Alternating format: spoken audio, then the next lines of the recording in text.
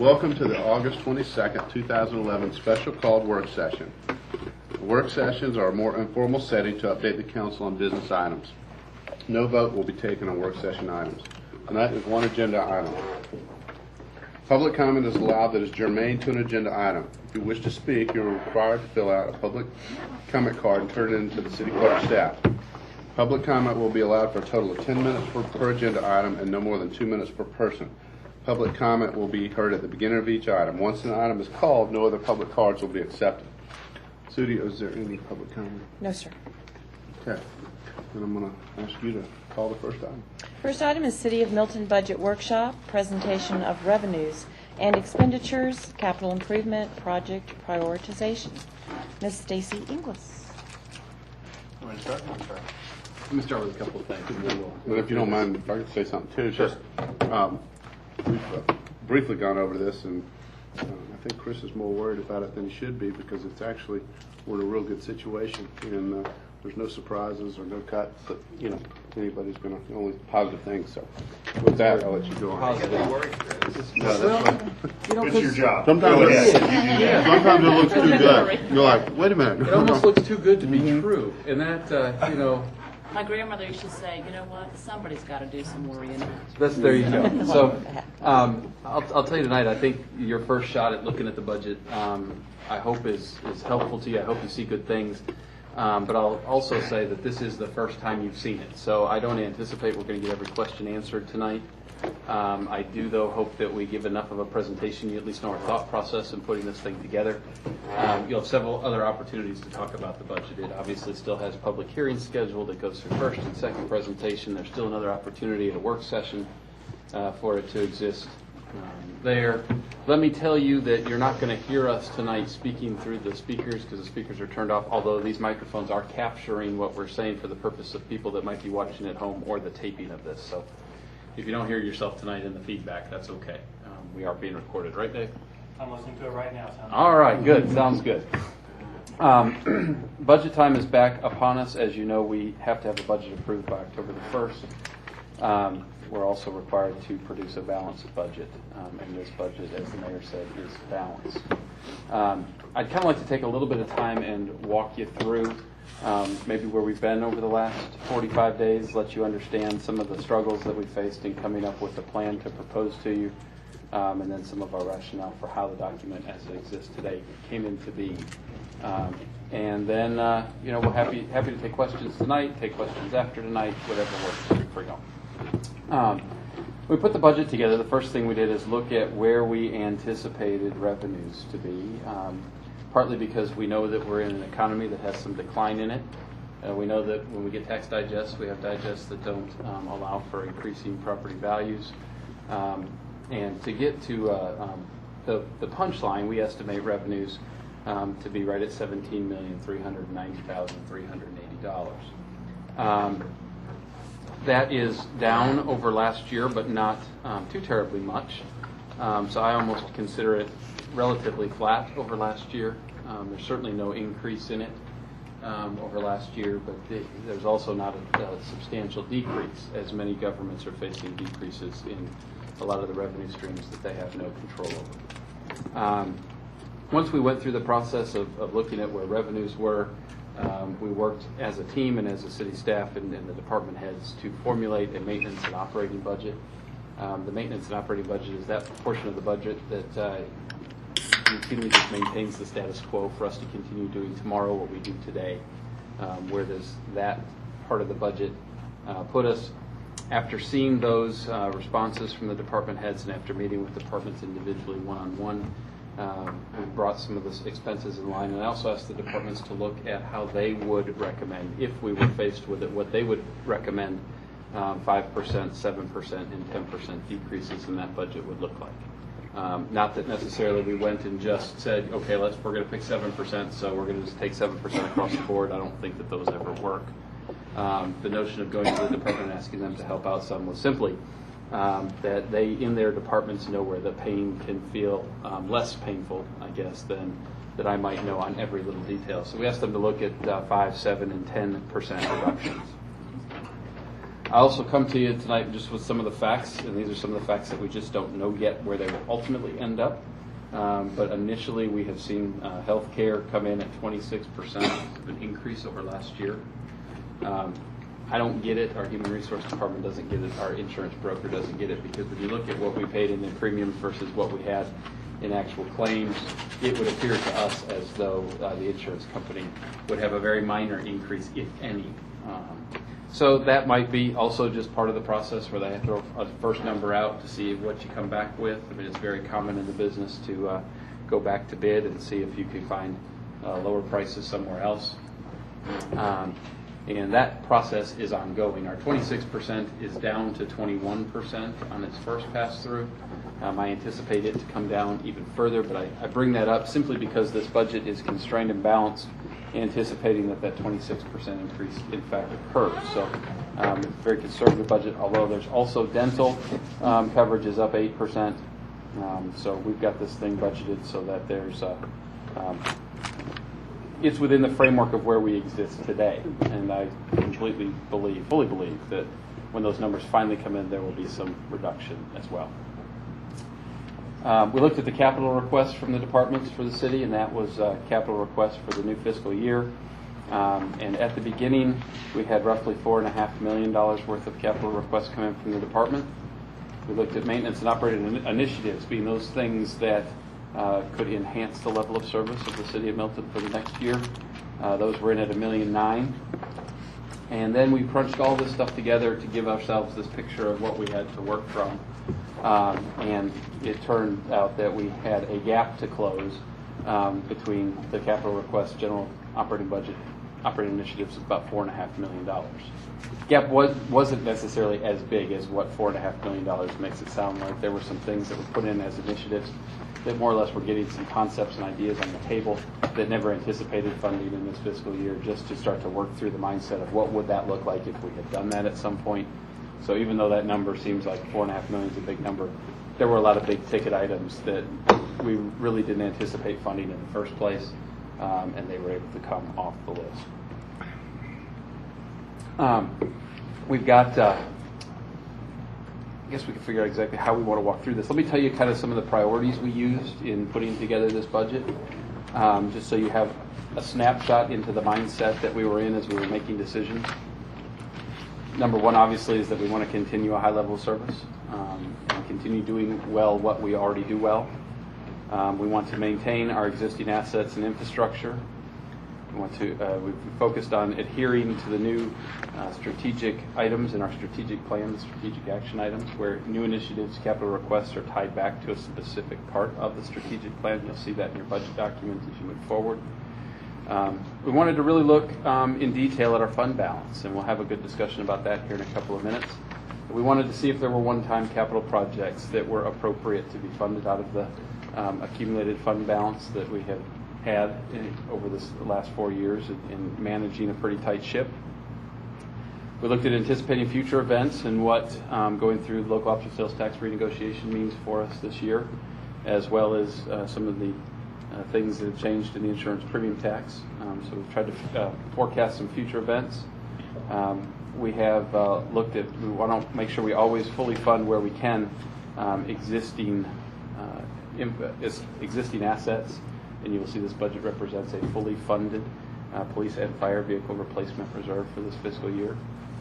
We wanted to forecast fuel needs and consumption based on actual information, and we went out and really researched to figure out that we were not just taking a snapshot of what's on the pump today and hoping that it holds for a year. I mean, fuel is a main part of our business. The fire department uses fuel, the police department uses fuel, the police department uses more fuel than the fire department. That's probably because we have such a big city, and anytime you go somewhere, you burn gas. So we wanted to make sure that we hit that projection as close as we could, at least as close as we could document that we could at this point.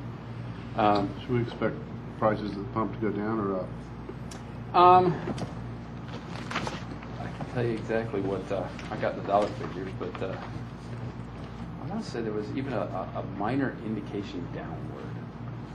I'll answer that for you in detail before we leave. I've got Matt Marietta did the analysis, so I heard on the news right before I came over here that Gaddafi gets out of power and good after 4 cents, so I got really excited. I just know I made the campaign problem, so during my term, we lowered gas. I've already figured out where I'm going to spend that. No, I just have some general. Does it look like at least they'll stabilize or go down? Here it says, well, $3.65 a gallon is what we budgeted for based on. So if you go to Sam's or Kroger, Well, we buy it. Yeah, no, we don't buy it at pump prices. We buy it with. So that must have been diesel. I'll get you a better answer. Oh, no, that's just in general. But I want to say there was a slight tick down. Okay, good. That affects everybody. Obviously, we wanted to recognize the value of each dollar. That's something that I think it goes without saying that we should recognize that each dollar is important, but sometimes when you put that in your mindset, you should go into a budget process and say, you know, even if this takes out, even if this reduces $100, those $100 are just as important as that $100,000. And then I also wanted to highlight that one of our priorities that we look at is recognizing that we're going to talk about some enhancements to some departments tonight, but also recognizing that the current people that work for the city are very important to us. And that, you know, the staff of this good city is the one that wears the face of the city every day of the week. It wears our faces at 2 o'clock in the morning and at 3 o'clock in the morning. So I want to recognize that we, you know, looked more than just at what do we potentially need to do this year as by way of enhancements, but what do we need to do to make sure that we are still a strong employer of good people. Then we went through what I called the Balancing Act of 2012. Stacy chuckled when I wrote that on my sheet that day. And, you know, largely what we did to start with was to eliminate the some of the initiatives that just simply didn't match this year's priorities or our perception of what the priorities are this year. You all might change my mind on that as we go through this budget process, but I think I've captured it. We're going after an aggressive pursuit of decreasing our benefit costs. I mentioned the health care thing. We did elect, rather than just to take their first reduction, we did elect to go back to the market again in a competitive bid, even if we move away from United Healthcare, to find somebody with health care costs less than the 21% that United is at today. So that is ongoing, and we probably won't have an answer, just in the spirit of telling you where we are, that we probably won't have a definitive answer until 14 days or so from now. So. But prior to us finalizing the budget. Oh, yes, No, the absolutely. actual number thing. We had a real serious internal discussion on. Let me. Go ahead. But the good thing is, with the number you've got plugged in there, we've got some room. So if it does go down, it's going to be even better. So what you got plugged in there is worst case scenario. That's right. And then we had this discussion on what was appropriate to do with the fund balance and whether or not it was appropriate to look at a couple of one-time expenditures this year that would enhance transportation, very honestly, and whether this was the right year to do that. My answer to that is I believe it is. I believe that we have a very healthy fund balance. We have a fund balance that is somewhere in the neighborhood of $7.8 million. As we work through this budget process, you will see that I'm going to make a recommendation that we do a couple of capital projects, but that at the end of the day, we still maintain a fund balance in excess of $6 million, which is roughly 2.5 times What we're supposed to. the required reserve that the city's required to have. So I don't want this to turn into a discussion. I want to say that at the very beginning. I don't want this to turn into a discussion that we are spending, that I might propose to you that we spend into the fund balance to do budget balancing, because that's not what this is. This is the fact that I recognize that our fund balance is strong and we're in a strong financial position. I think this is the right year to take a couple of one-time capital projects off the shelf and actually get some work done out there in the field. And also, these are items that, you know, at the forefront of all of our citizens is infrastructure and road improvements. So. What was the remaining that you expected? 6 point what? 6 plus. I'm saying plus or minus 6.2. It might even be a little bit stronger than that, but to give you a conservative number, we're required, just to give you a benchmark, we're required to maintain roughly $2.7 million. So it still leaves us, even if we elect to make the decision to do some of these capital projects this year, we still remain in a very healthy financial position.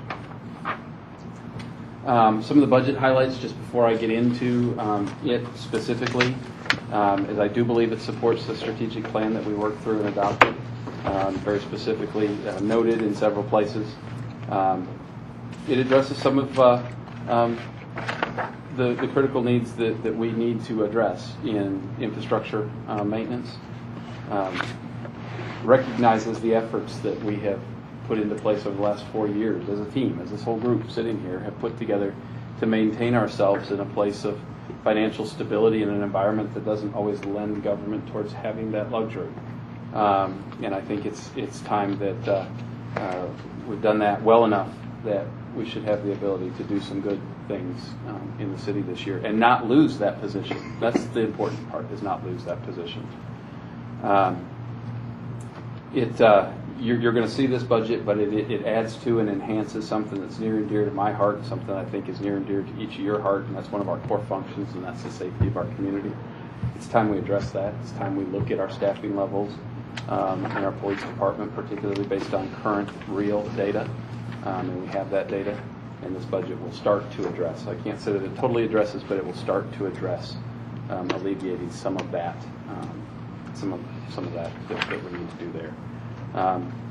This budget improves and maintains our infrastructure. It implements strategies that builds relationships. That was one of the big things in the strategic plan, and you'll see that as we go through there. There are several mechanisms by which we think we can reach out to and communicate with citizens that otherwise aren't communicated with today. And Jason's got some good ideas as to what that looks like. And very honestly, in the last several years, and this has been a healthy exercise for us as we decided what was the right course for Milton, we have shrunk and shrunk and shrunk. And I commented, last year we did away with even providing coffee at City Hall. And I commented in the hallway at one point, I said, I don't even have a coffee to give back this year because the coffee's already gone. So we truly have run a lean operation. I think that's going to come through in this budget. And that's good. That was where we needed to go. We didn't need to all of a sudden transition away from CH and all of a sudden run big government, because that's not, I think, the desire of anybody in this room.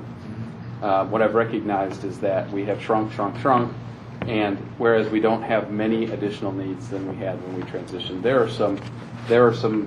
If we're going to continue to match the level of expectation, we're going to have to seriously look at where we can provide some additional brain power to a couple of different projects. What did I say there? I don't know what I was saying. So without further ado, that was the last bullet point. It didn't make any sense to me right now, so I'm just going to move away from it. It'll make sense to me tomorrow. Well, I took that to mean that under CH we had a reserve of experts, and evidently you're saying that for certain projects we may need to get that reserve somehow that we don't currently have on staff. No, I don't know that that's necessarily what what I'm saying right now is we have a very small staff doing a whole lot of things. And as we continue to want to continue to do bigger things, I mean, if we're satisfied that the status quo is acceptable, then we probably are right-sized for the deliverable that we're producing. It would be hard to decide that we want to do 10 new things this year within the current allocation that we have. Does that make sense? Anybody have any questions thus far? Done a lot of talking. Not doing good. Good summary. All right. So there's the summary. I can certainly do this at your pleasure. We can go through the maintenance and operating budget, and we can do the budget game where we look at lines and you ask questions, and I'll tell you how we got to that number. I think we have a note for just about every line. I'm okay too saying, gosh, sometime in the next couple of weeks, go through the first part of this book, which is basically the status quo part, and I'll get you questions if I have them. Let's get into talking about the capital projects and the initiatives, and I can do whatever you all want to do. I might suggest that, do a brief overview and everybody get a taste of it. Talk about some of the capital improvements and anything that's different from last year's budget. And then, give folks some time to really look through for a couple of weeks and whatnot. Does that make sense for the council? Okay. So if you want to meet me on this budget summary page, then it's right after the tab that says revenue. You right before. To the revenues page, it's after the revenues tab. So the city of Milton revenues? Yes. That's what you're Budget summary. Okay. You can see there we have, again, as with prior budgets, and you've heard me say this before in budget time, we like to estimate revenues conservatively and spending probably more liberally, and that's what ends up with a budget that balances that you could almost guarantee will balance at the end of the year. You can see there are the couple of key ones to highlight are current year property taxes, which are down slightly over last year, roughly $200,000. You can see that with the exception of a little bit of an uptick in local option sales tax, that the revenue lines generally are about flat over last year. We keep talking about what does this local option sales tax renegotiation in this year mean to the city of Milton. I can't sit here tonight and tell you I have a crystal ball and know exactly what it means, but I can tell you that there are multiple ways of distributing that sales tax revenue across the county. At some point between now and July 1st of next year, the county commission chair will call for the negotiations to officially commence. We'll then be in a negotiation process for 60 days. If we're unable to reach agreement, we'll go to mediation for 60 days. And if that's not successful, we're into the Superior Court within the 30-day window. So there's a start and a stop to when that local option sales tax renegotiation process takes place. And at this point, we are not in the driver's seat. The county commission chair is. After July the 1st of 2012, if Chairman Eves fails to act, then any of the affected mayors in Fulton County can act on his behalf. So we're well positioned to go through and start that process. To give you some idea, and there's, again, a host of ways that this could be distributed, so I don't want you to take this to the bank, per se. But if the local option sales tax were to be distributed in the same fashion in which it's distributed today, that would equate in the next fiscal year, partial fiscal year, January 2013, of an addition to Milton's budget of somewhere in the neighborhood of $3.5 million.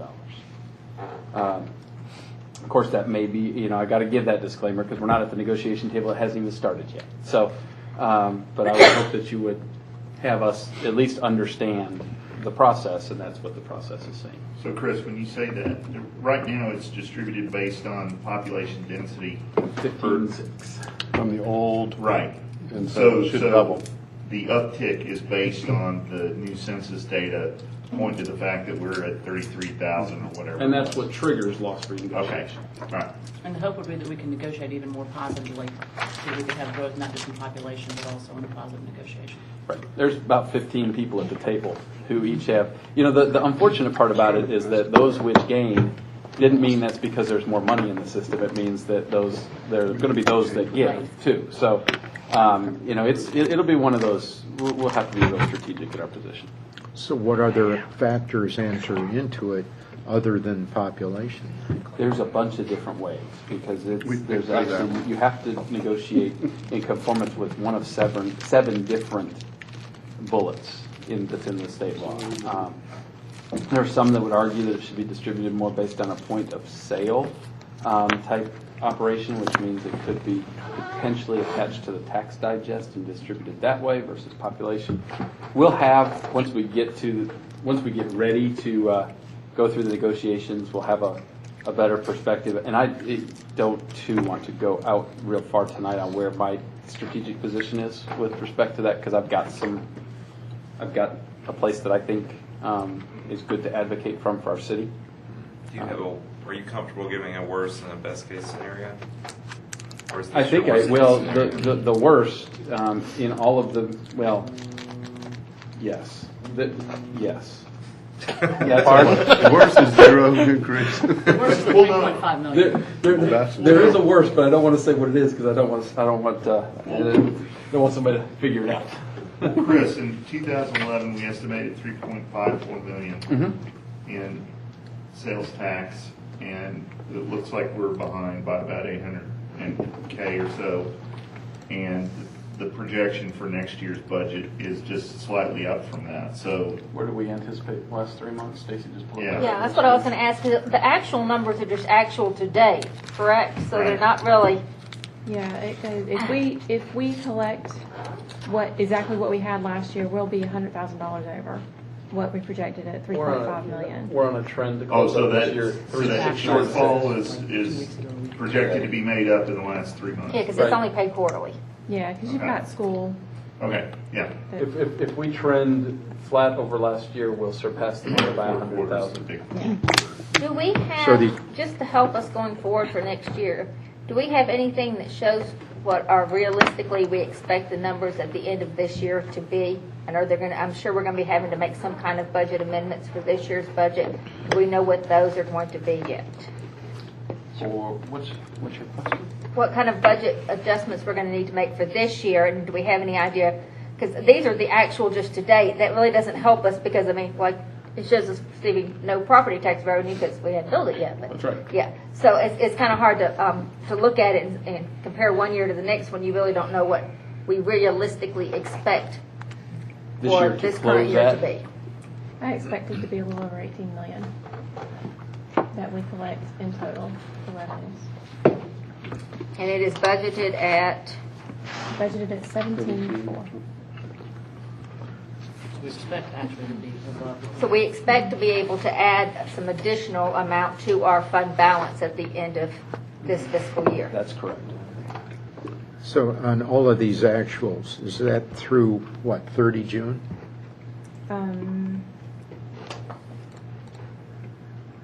Yes, for the most part.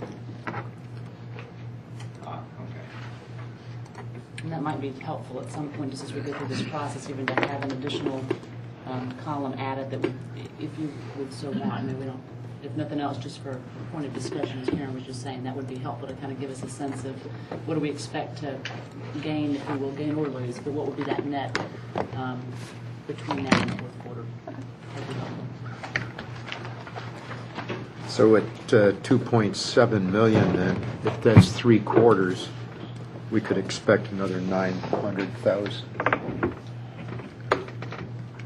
if it holds on the same curve.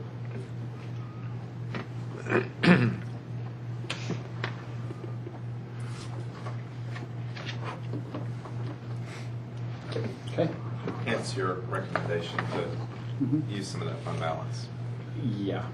Because we've just been taking it every single year and building up this fund balance with our excessive revenues over expenditures. At some time, we've got to say, is that the best use of our citizens' money just to have it sitting there when we know that there are capital projects that would benefit them? I don't think any of our citizens would Hence the argue with budget those that's coming to capital, you. those capital projects. It's been good to be in a position of fiscal conservatism. It's a good thing.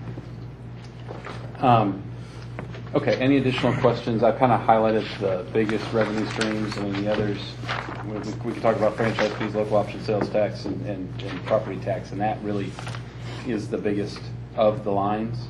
When do we receive the insurance premium tax? 'Cause I know it's just one check once a year, October. October. A quick question on the We will franchise. never forget that again. Never. No, we won't. And the franchise fees, from a collection perspective, and I know that as we went through that process of waste haulers and others that provide that, do we feel like we're collecting that now pretty consistently? Yeah, we are roughly like 1%. Well, no, that was just 1 month. We're pretty much on target. Actually, we are over what we collected last year. And we believe that we're collecting that from all of the entities that we should be. For franchise, yes. What are activity fees under charges for services? Those are the camp fees. We actually split those out. Instead of having all of the camp fees roll up into activity fees, we wanted to show them separately. So you see that there's no budget. Right. There's no budget line for those other. That's helpful. We're gonna split Okay. out. And that 17.5 for Bethel was just obviously for those first couple of months. That was yes. 17,686 is the revenues from this year's summer camp. Wow. And we do plan on carrying that forth for next year as well. Yes. So there's no worries in terms of revenue between now? I mean, we're gonna be up $1 million by the end of the year, you're saying, over our projection. So there's really not any worry in terms of our revenue number coming in. Overall, no. Yeah. I don't know if there's many cities that can say that. Let's just say amen. Just knock on wood. We'll knock on wood. Alan? Jerry? Thanks, sir. Can you remind me again, I remember when the tax commissioner was here, 3% reduction in the tax digest It for was this? 4.64%. 4.62, and compared to the rest of Fulton County or surrounding areas, do we have those numbers? I don't have those numbers. I can get those numbers if you'd like me to. No, I've heard from other city managers as big as 12% in some places, Yeah. but we can get you something more official.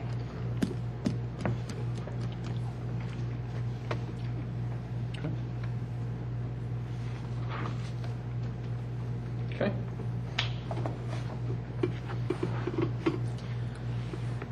We'll flip over to Mayor and Council column. We'll go through this one real quick just because I budgeted for you.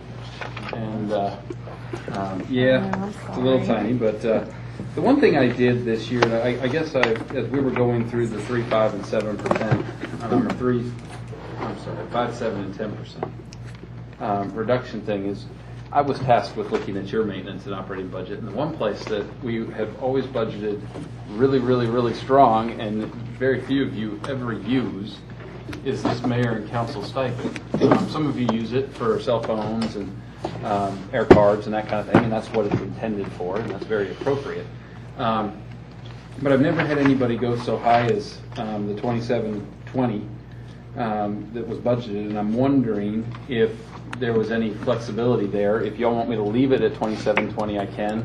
If y'all are comfortable with that coming down to 2,000, I don't really know that that's necessarily going to impact any of you, because as I've looked over a trend, nobody's risen to that level yet. So, you know, to bring that down may be a possibility. Completely up to you. Fine with me. Might bring it down to the 2,000 or even further. Just, I mean, right now it's at 2,000. And maybe we go at a year at 2,000, and then if we can come down even more, maybe we try it for a year Try to and track it down. track it. Maybe if you want to do it on an individual basis, you can take mine to zero. Let's take mine too. I'd be interested to know where the $137 came on mine. Air card. The what? The Air card. power that This? we just had to have a place to book Well, I it, didn't too. know there was going to be a cost associated with Oh, this. yeah. I'm going to have to give it back now. Nothing's free. Okay, I feel much better. That was a good lunch.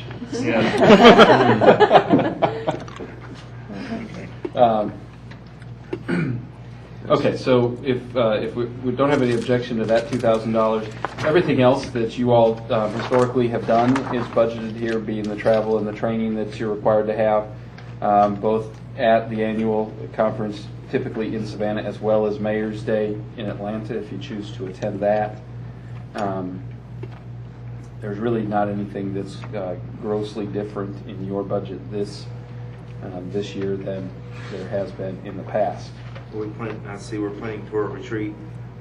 Yes, we are planning for, and I've got something planned for that I hope comes together right after the first of the year, and I think you're going to be thrilled if I can make it happen. Says Atlantis. Overseas. No, it'll be local, but For $2,000. the facilitation that I'm working on is something really special for city government. So if I can make it work, I'm going to try to make it work. Anything else? that you spot in The supplies are Diet Coke and a candy budget for the, Pass it around. Somebody seems to And want there's it. just other, there's just other training stuff. table. You know, there's just your business cards and, you know, nameplates or pins. Or, there's just supplies that happen in the course of operating that we've got to have a place to attach them to. Okay. This is going to be a story that tells, as we go through pretty consistently, that we go through these departments now. And it's really in our estimation, a bare bones proposal to continue to operate the status quo. Recognizing again throughout that the benefit costs will likely, as we move through this, come down. Several of these departments, particularly the clerk, you can scan it real quick. Their annual maintenance requirements for some of the software that we have, as well as some of the mandatory training and advertising and that covers the advertising of things in the newspaper for the purpose of being able to have special called meetings, and that's the kind of stuff that this does. There's nothing in here that rises to the level of really anything new or different than this year.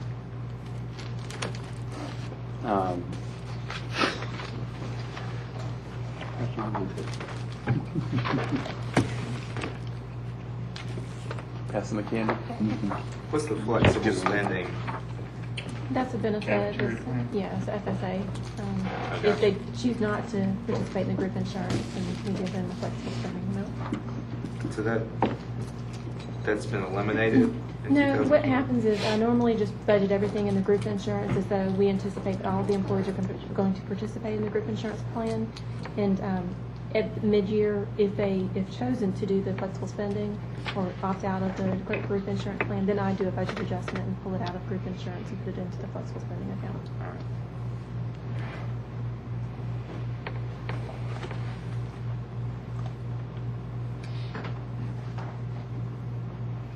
Okay.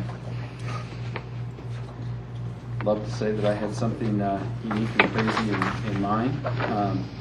I did budget some dollars for a staff retreat this year. I think it's important that as the council continues to develop and the staff needs to continue to develop as well. And I might even, for the first time since we've done staff retreats, non-council retreats, I might, and if it all works the way I'm hoping it's going to work, I'm going to find a way that maybe we can do a council staff retreat for the first time, as opposed to keeping them two individual things. I don't know that that's necessarily going to be successful at this point, but everything is looking good. And I think there's some value in getting those two teams together to become one team. I'd like to, at this point, and I mentioned it last year when you all were supportive of my attendance in Leadership ICMA, I want to tell you that the costs have come down for that slightly this year, and I appreciate your continued support there. I can tell you that some good connections of Milton to the rest of the nation have occurred as a product of that. And other than that, absent some supplies, and occasionally if we have to host a lunch here at City Hall, that's really the end of that budget.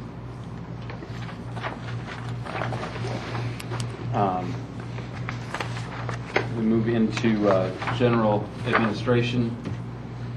This is basically the catch-all to make sure that we have, pencils, and we don't need to know how many of those we need, I guess, a year, but paper and paper clips and the stuff that just keeps, these documents being presented. You know what general supplies are. I don't have to go into a whole lot of detail. If anybody has any questions, we'd be happy to answer them. What vehicles, repairs and maintenance are included in this budget? The pool car that we have, which can be used by any department. It's a little Ford Fusion that is used by ComDev and Parks and whoever needs to go around Milton from here. As is that supplies gasoline and diesel line. That's the last one down. So is postage primarily tied to when we mail out tax bills? So we're not doing the calendar any longer. This is general postage for all of City Hall. The tax bills is strictly in the finance budget. $6,500 just strikes me as a lot of postage. Because I know we're not doing the calendar anymore. I'm trying to think of what things we typically.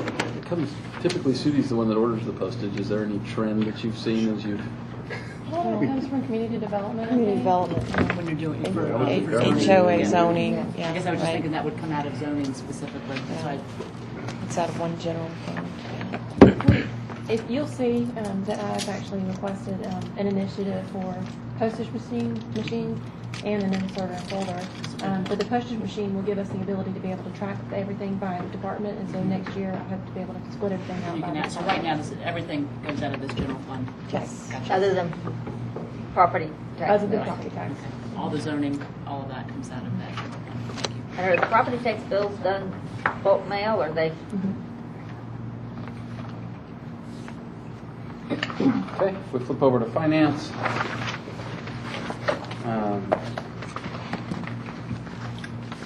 The professional fees deal really with required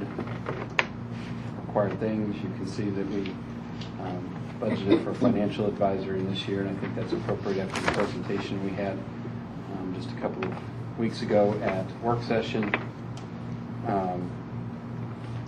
Printing of property tax bills, the required continued participation in some professional education and certification that goes along with the, it's appropriate for the position.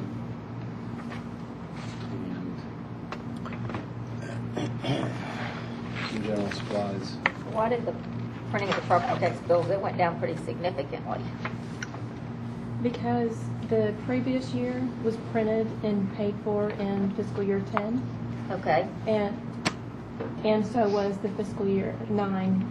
I mean, because So of it that late doubled up billing, then. it was doubled up in 10, yeah.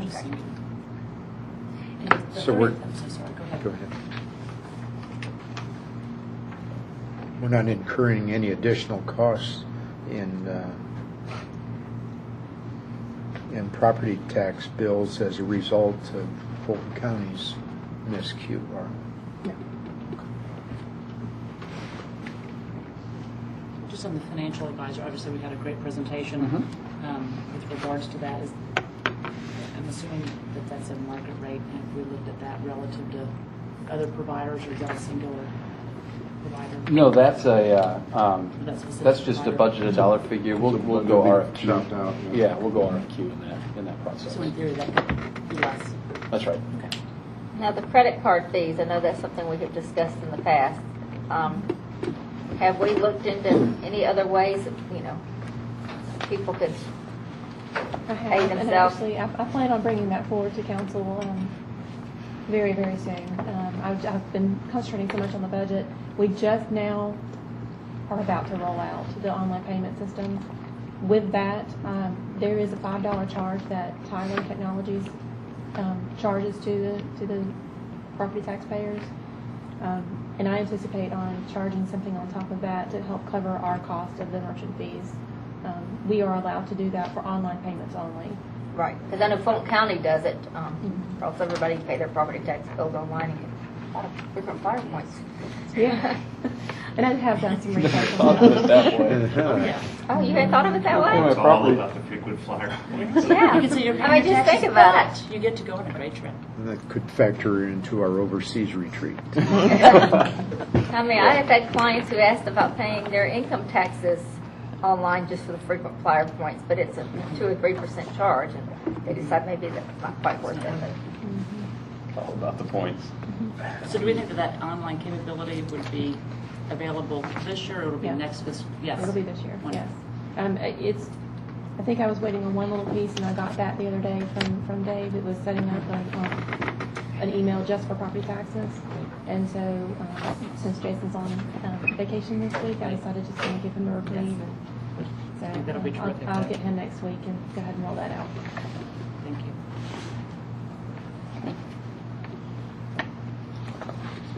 Move over to legal real quick. It's a pretty quick one. You can see where we are as of June 30, 11. I'm at $130,000 in a budget of $240. I've brought that down in 2012 to $220. Again, that's kind of a issue-driven line item, and we can control that to some extent. I stopped a long time ago saying, gosh, our legal bill would have been X, but for Y.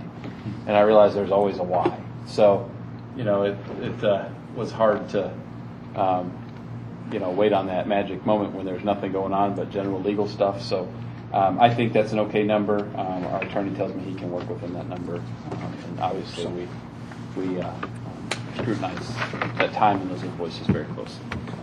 Not that I want Ken to start billing us a lot for the remaining months, but it seems like we're trending very positively there. Yes. If we keep trending, what do we expect for year end? Oh, I don't know, add on the outside, add 45 to that number. Let's just say Ken keeps complaining about having to eat ramen noodles and stuff. He's getting skin. And you know what? Maybe 36. Even up.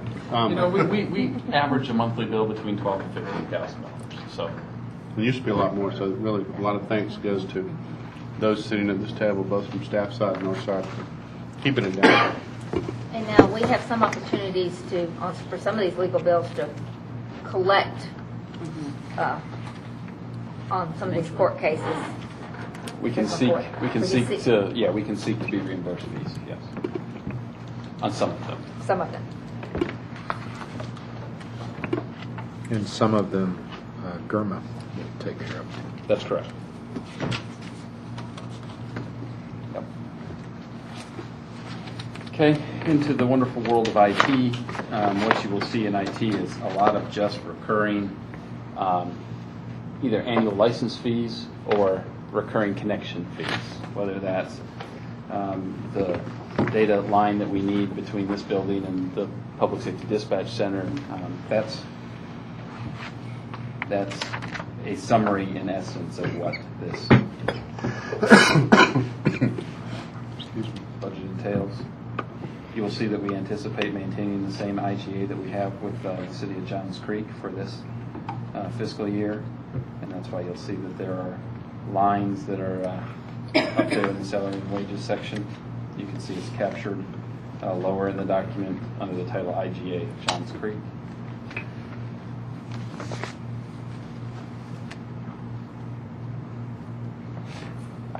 And our Barracuda message maintenance is included in that now, since we have no budget for it. Or Looks as though that was, and typically when you see that, is that was something that was funded, the total project cost was complete in 2011, and there must not be an annual maintenance.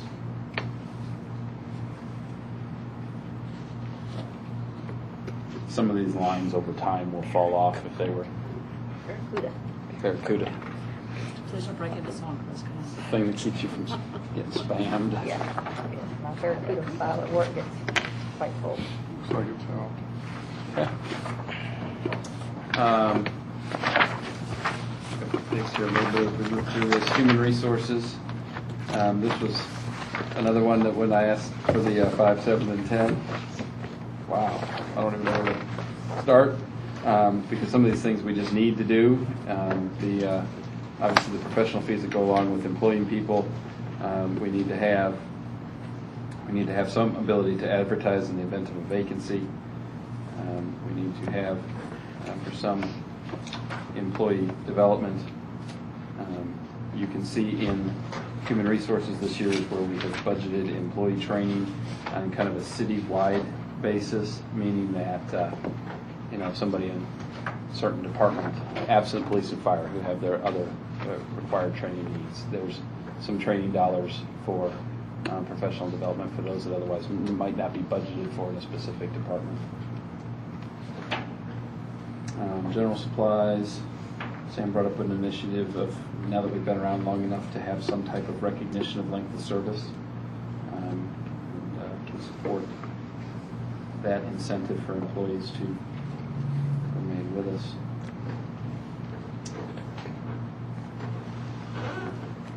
Questions?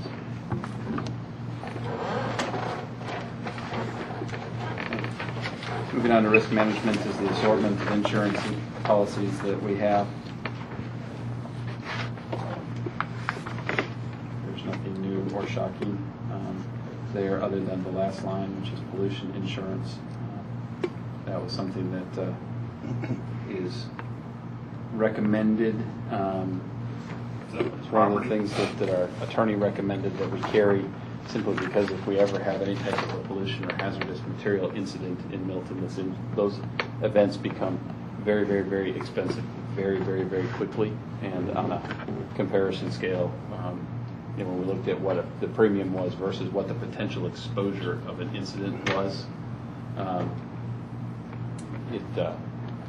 was one that was probably well spent. There's probably another reason why this is in here that we'll talk about at a later date. How much coverage are you looking at then for a $26,000 premium? I can get you a copy of exactly what's covered in it. I can Have imagine we what that actually- might need to cover. But, I'm sorry? Have we actually gone out for proposals on this coverage? Is that just a budget? Yes. Or is it just, Sam, are you sitting behind me? Yeah, and I'm not sure I heard all of it about going out to bid on pollution coverage from Rhonda. Right. It was an add-on that GERMA offered us Okay. as part of when we had renewal in May. And through some discussions, we opted to take that policy as well. how much coverage is there? I'm not exactly sure. I think it's just an add-on to our current, which has a $1 million top end.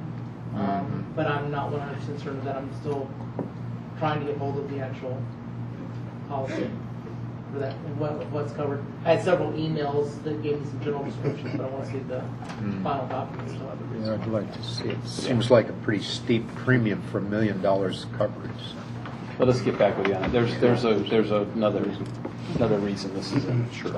And the add-on, was that actually put in place in May, or that was just the option that became available?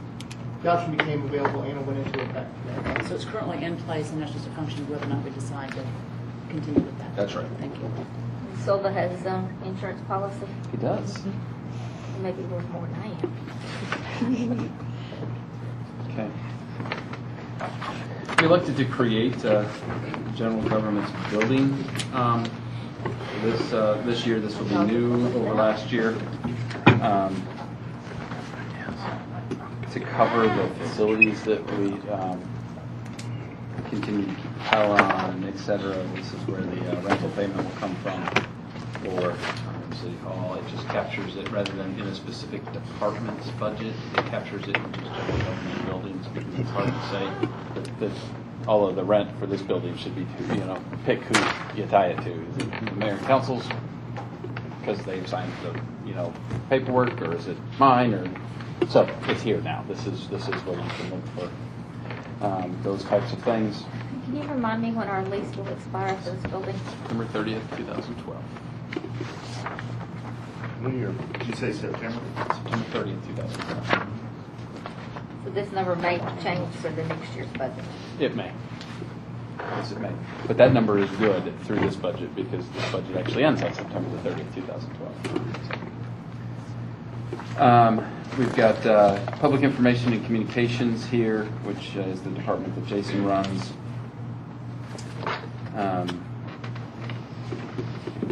Nothing really shocking there. More maintenance than anything else. And here again, the difference between the actuals 2009, 2010. That's when Okay. we had the CH contract. Talking about the contracted $500,000? Right. Right. That would have been the portion of the contract that was attributed to communication. That you know. But Or did all you- I could take was total head count and divide the, because I couldn't, it was proprietary. Didn't know. I don't, it better not have cost that number. They were getting ripped off of it. They were. Jason does an excellent job, so every time I turn on the channel 2, Milton's on it. Municipal court is another fairly straightforward one.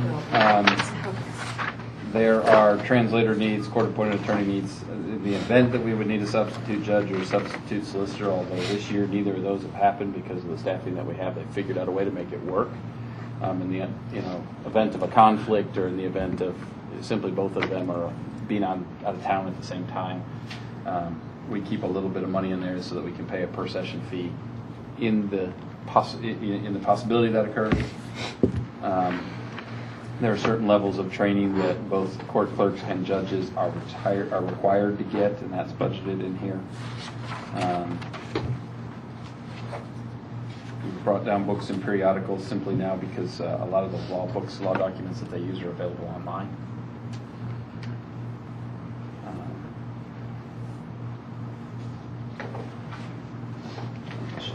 Questions on that? Do we regularly use both of our judges? No. Judge Zimmerman handles just about all of the court cases. Occasionally we'll need Judge Hansford.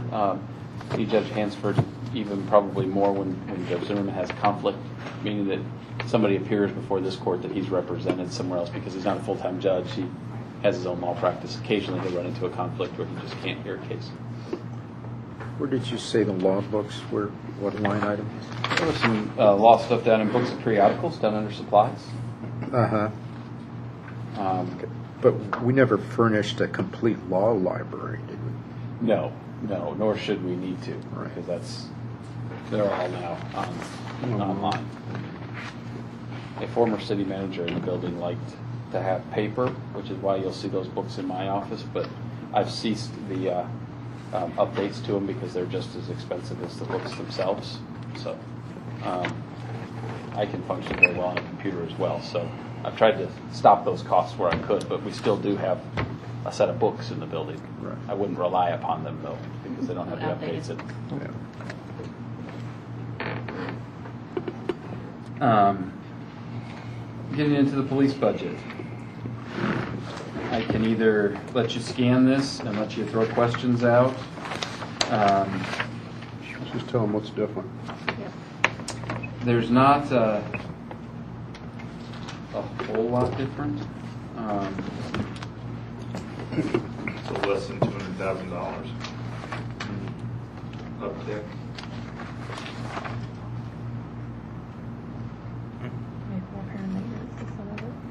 Vehicle repair and maintenance probably eats up, as Stacy's whispering in my ear, probably eats up the majority of it. As you know now, most of our cars are no longer under warranty. You can see the fuel eats up probably the balance of it. It looks like pension amounts on all of these are going up pretty significantly. And yes, they are. Although, as you remember from the presentation, they were anticipated to continue to increase until we got to about the 9% mark where they would level out. So they're not doing anything different than what was presented at that workshop. Okay. It still seems like a pretty high amount. I think we want to make sure we continue to monitor that, because I mean it's not a single week that we don't hear of some city or county government in trouble because of their underfunded pension. Right. These numbers represent, fully funded, and they also represent that it is doing exactly what it's not doing anything abnormal here. And I got to tell you, we probably anticipate it'll do this again next year, because as we saw, we anticipate it to go to about that 9% mark and then start to level off. So. Can you just speak to head count within our police department? 30? 29 sworn. 29 sworn. 29 what? 29 sworn police officers. Current. And what are we proposing? Oh, we'll get to that in a minute, but I'm proposing that we add 4. Right, that just, because it helps just now. Yes. Chris, what about the 800 megahertz fees to Fulton County? They went up. Big increase.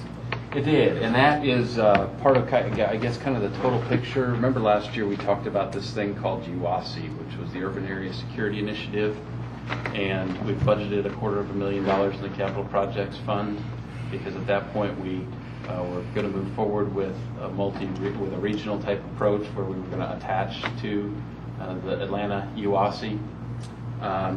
Without getting into the too many details of UASI, UASI has entered into a contractual relationship with Fulton County, and for us to pursue attaching to their system, we would have to negotiate with Fulton County.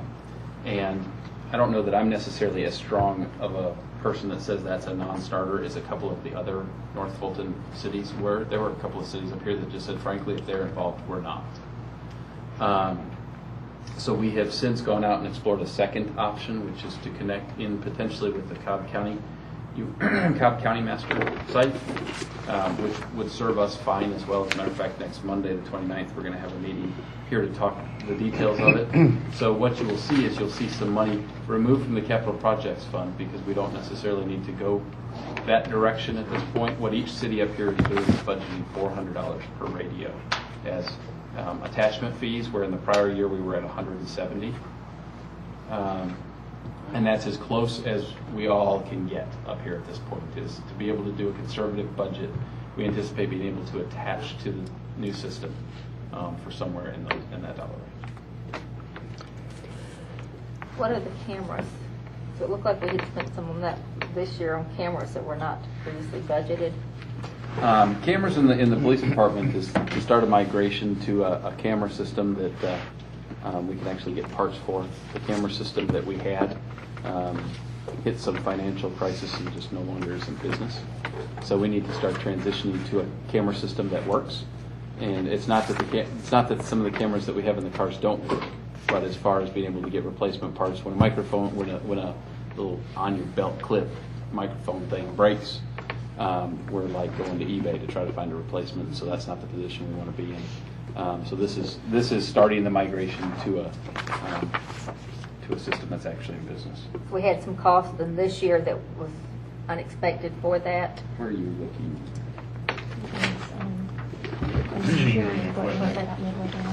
Bottom to bottom. Yes.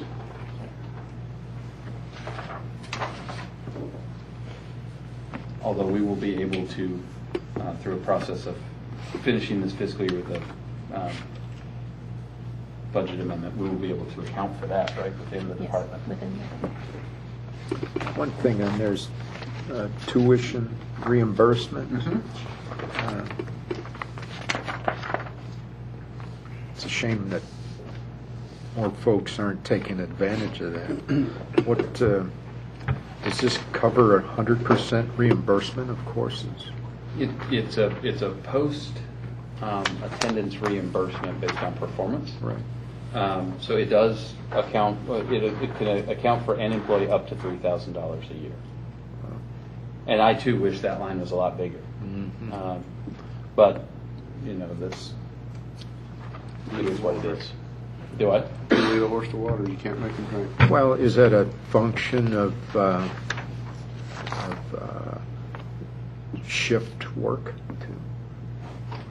Potentially to some degree. I mean, I remember trying to go to college working a shift, and taking a Monday class every Monday was hard when you only had every other Monday off. So,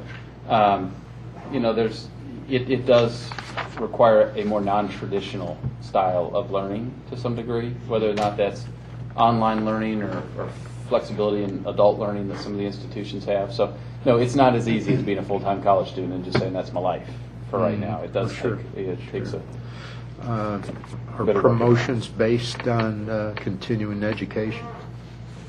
I don't know if either of the department. I know the departments are moving there. Have either of y'all written it in there yet? I have not written as required. It may be this next go round written as preferred, but I could require it. I wouldn't have staff. We've started with Georgia State, the Fire Academy, to MPQ, which is a national certification. We just started that in our promotional process for the driver engineer for FAO. So that just occurred. So moving forward, paramedic, and then will be required for lieutenant. Great. We are moving. In that same line of questioning, Chris, how quickly is the reimbursement if they were to decide to take you up on the offer? At the completion of the course, there's just a series of paperwork they fill out here and submit. And how long is the courses usually? Courses are a semester. See, that could be a barrier too, because they have to put the money in advance. Up to the cap of $3,000 in a year. I think what I'm hearing is, and again, this could be discussed later, but, maybe is the system set up to where it's not promoting people to want to do that, whereas, to Alan's point, Bill's point, maybe it's a stretch to come up with $3,000, take the course, get it, and wait 3 months to get paid back. So maybe that's something we could look at. But on the opposite side, I can certainly see where if it's based on performance, and if you were to upfront it and then they didn't pass the class or dropped out or whatever, so that'd be a problem too. That's strike. But yeah. So, anyways. Chris, there's thinking back to the ride along that I did with our police department not too long ago. I knew that there was a system that the Fulton County jail had where we were having to enter data twice. We do something when we're at the jail, get somebody put in or locked up, and we have to come back here and we have to enter the same data into our system. And I think you had mentioned something about there's a bridge or a link or some kind of a data sharing option that was available so that the officers wouldn't have to do that job twice. Is that something we're looking at, getting more connected with Fulton County, or? I think when I was talking about that was the bridge between the departments that exist as a product of our new software implementation, and that we can share potentially through OSSI, we can share with other agencies that are OSSI based. Does that We recently, and I think it may be since you rose, we got the OSSI module, the bookend module working over at Fulton County. So I don't know if that was the issue you had that night or if it was with electronic ticketing, because even though we got them electronically booking in now, there is still an arrest module here. So if we don't fill out, we're depending on whatever they enter, if it's right or not. So there's all kinds of technology that would make our jobs more efficient. So I'm not sure if it was the booking module, if it was the fact that we have to come back here and do the arrest module. If we don't, we're depending Well, it on their seemed like history. we were doing a job here that seemed to be redundant, and it kept the officer out of the car, off his beat, for 30, 45 minutes after an arrest was made. And to me, it just didn't make any sense. It seemed like one of those things, like if we spent whatever money it was to take that away from us, it was actually increasing our productivity, increasing our efficiency in terms of, the officer being available. So I made a mental note to remember to bring that up. Okay, I'll ask Hickerson. He'll remember specifically when it was. There is another issue that it might have been that between Brooke and I, we worked out where it helps us and it helps her because it was duplication of effort. The officers entered information, the ticket came over here, Brooke entered the information. So we got that worked out between us where we could purchase a system, a module on our records management system that it's going to save them all kinds of time. Okay. So I'll ask him specifically what it was and then let you know if it was handled or not. Okay, sure. Is our animal control amount set with Fulton County for the next year? that's what they've sent us as anticipated costs. Of course, it's use-based, so it too is another one that you can forecast based on trend, more so than you can forecast based on reality, because we won't know how often it's used until it's actually used. Now, who is it that actually picks up the dead deers on the side of the road? Is that part of animal control? Offset. It's Offset.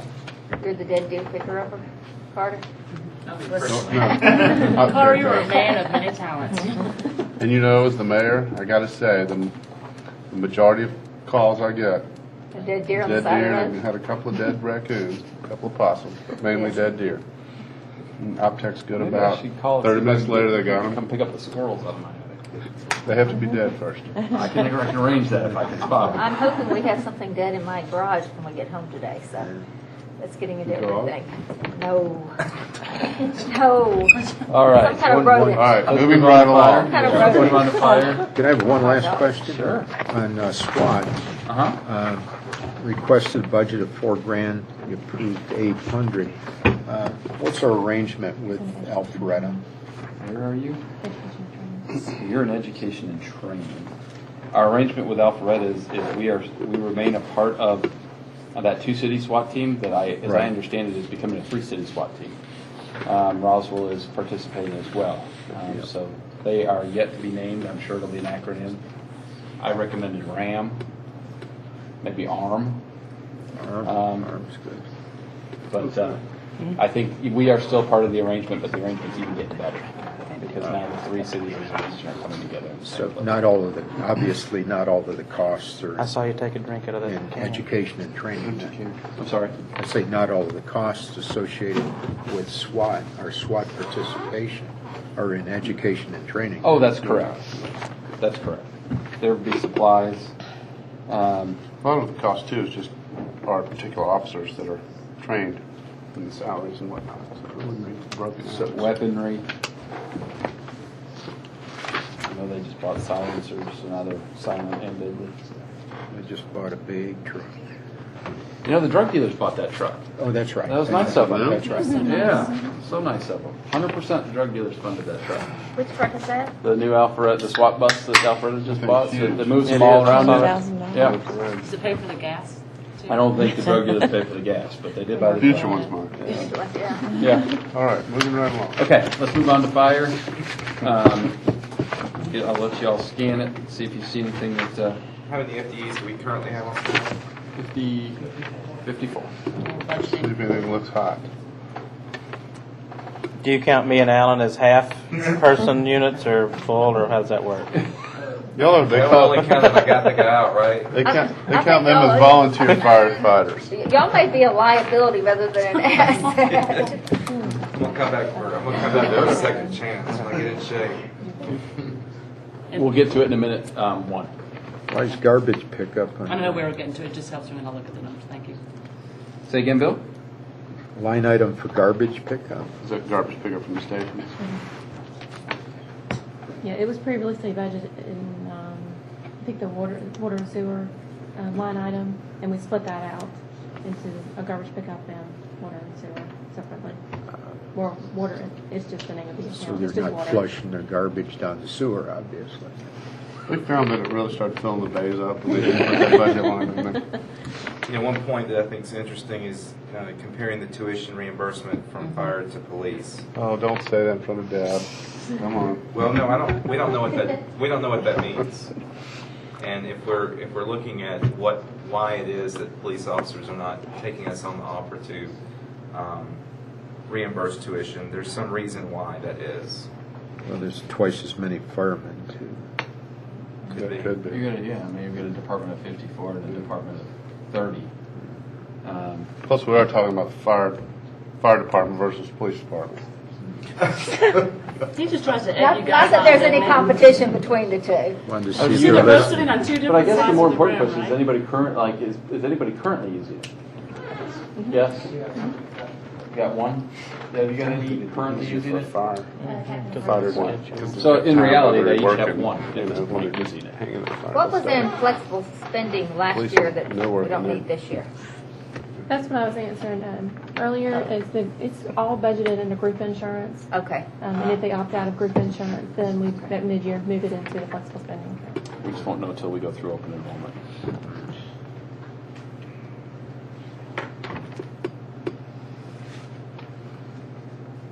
Okay.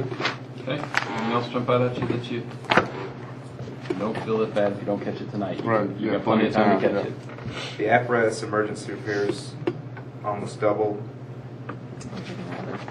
And that's part. Bob, do you want to speak to that real quick because you presented that well? The emergency repairs, Yes. the problem with that is our apparatus is getting older, and it would only take one pump, one transmission to completely wipe out that line item.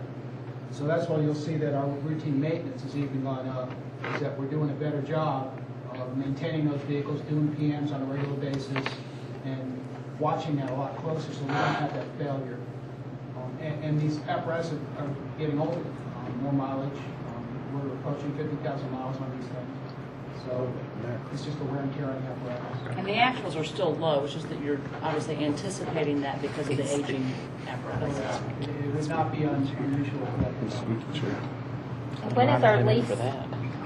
It's almost paid, almost paid. Less debt Fire service station? payment is, on the fire station? Yeah. Oh, gosh, they refinanced, we're out several years. Several years. Bert said he wants a line item. For this Get chair. him a new chair. Squeaky chair. There's some WD-40 or something, man. Now, is That that- That's doesn't on come the out of the public mayor works. and council budget for We supplies. You rotate can't it. WD-40. Would that be a point of discussion for capital expenditures to pay off that note then, to save the interest on it? Or? I don't know that we can, yeah, because it because was the whole county certificate of owns participation it. money, so we're making a pass-through lease payment at this point until that debt is retired. And then we look to, All right, Moving right along. And you said about approximately how many years do you think that is? It's a decade. A decade, 10 more? So that was a long, Yeah, they refinanced it. EMS operations is our percentage that we pay into the contract with Will Metro, and that's very self-explanatory. Public Works, I'll let you give it a quick look. Mm-hmm.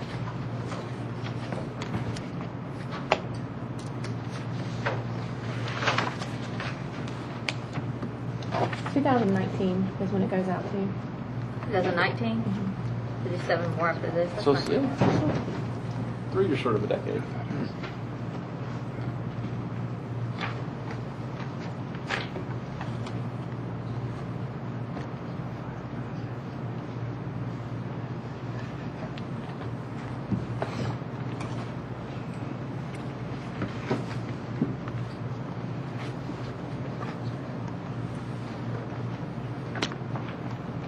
The overhead trimming and gravel road, 30,000 projected, or 30,000 budgeted for this year. That hasn't been spent yet this year, right?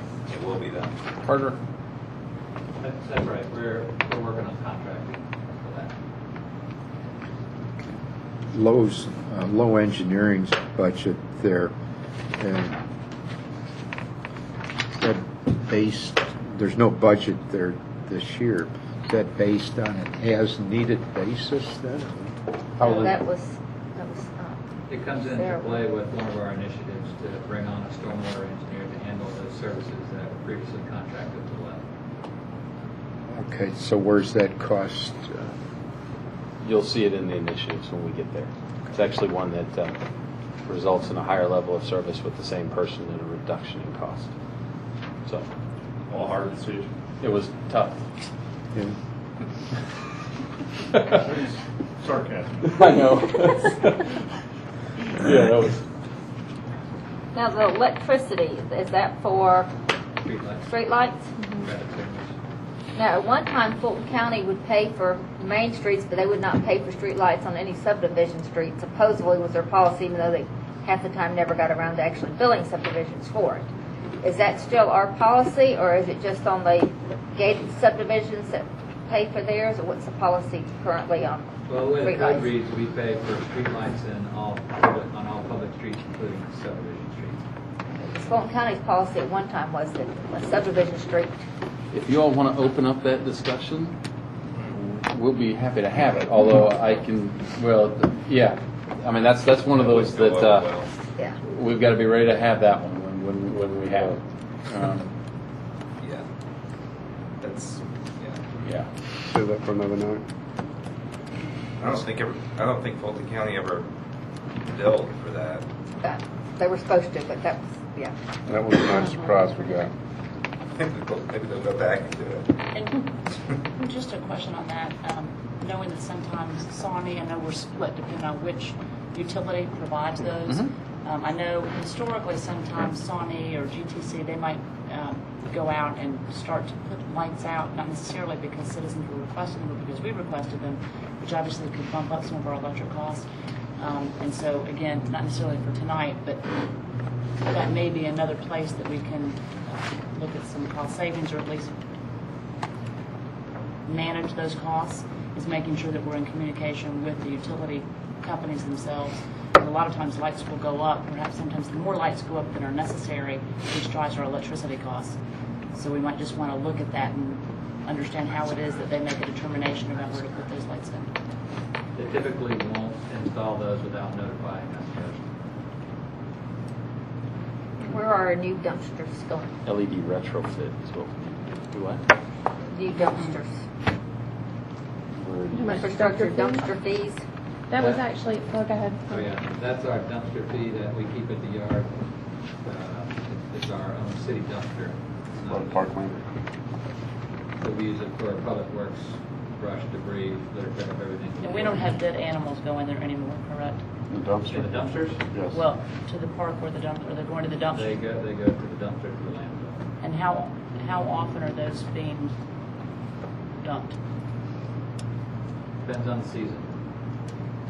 I'll just say that because of coyotes and other things, I think we need to think about whether or not we really want to be dumping dead animals and leaving them there for a period of time.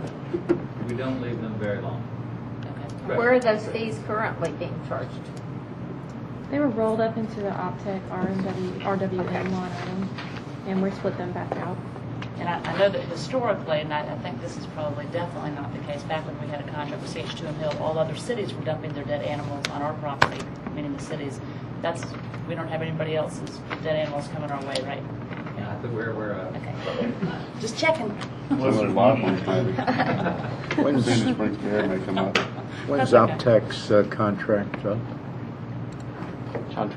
OPTEC's contract, do you know off the top of your head? when it's it was ready for renewal? It was a total 5-year contract, so I think we have three more years on it. It's renewable on an annual basis, right? It has to be. You've been happy? And it increased by about the $12,000 that, because it looks like it stayed the exact same as it was, but yet we took out 12 and put it in dumpster fees. Is that, did it increase by that, overall by about that 12, or? I'm sorry, could you say that again? It looks like the OPTEC contract, the budget amount for OPTEC stayed the same, but yet we took 12,000 and put it into dumpster fee and do its own category. Does the contract go up? OPTEC would have. Is that based on an increase in the OPTEC contract? Yeah, there's a 3% escalator on the OPTEC contract. So that's about That the makes right- sense. That's about the right number. Increase. Yep. Okay. Parks and Rec.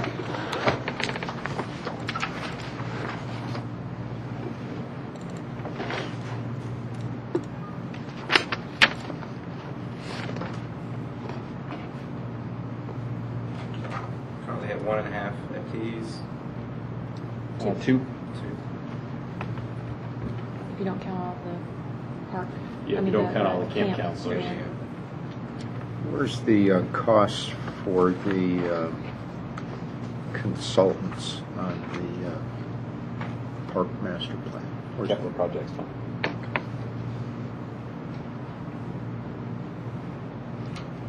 Okay, anybody else?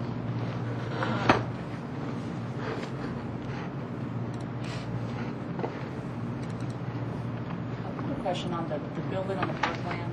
I know that today we've said that it's not in a position to be rented. Is that something that we'll talk about later in terms of maintenance of existing assets?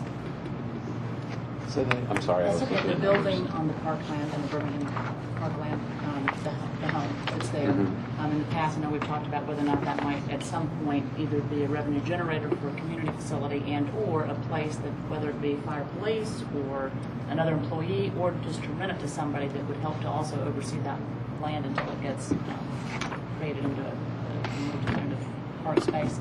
And I know that there's some issues with the house, but is that something that will be addressed in terms of maintenance? A lot of issues with the house. That house is, when park developed, that house needs to come down. It'll be the next fire training book. So it's not, that's just when we look at What'd you say? revenue, Next fire it's training not house. more problem than. It would cost more to open it back up Okay. than the value it could derive. Okay, but you guys have evaluated that in terms of maintenance of assets. Thank you. Is that listed on your books as an asset? We don't. In terms of well, we have liability. The park, you're showing the IRS. But I mean, the house, don't we have liability? Wouldn't we have? Fire insurance. I think there could be some liability with the home that exists there today. It's so- secure. So from that perspective, that's why I thought it would be identified as an asset, because it's a different asset from the underlying land that's on that parkland. Just a question for insurance, whether or not, if we don't identify it. We have identified it. Okay, thank you. I figured we had. Okay. Com Dev, and then we're working our way towards the finish line.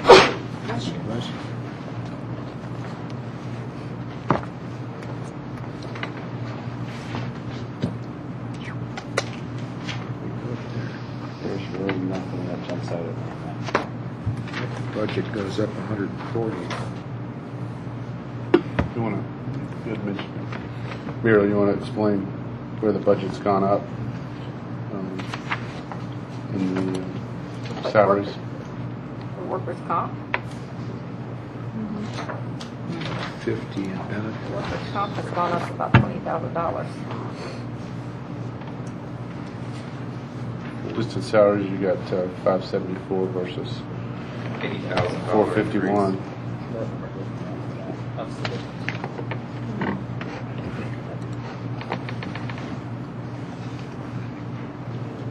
Why is the workers' comp so high for community development? Oh, okay. All right. It's a dangerous job. People come after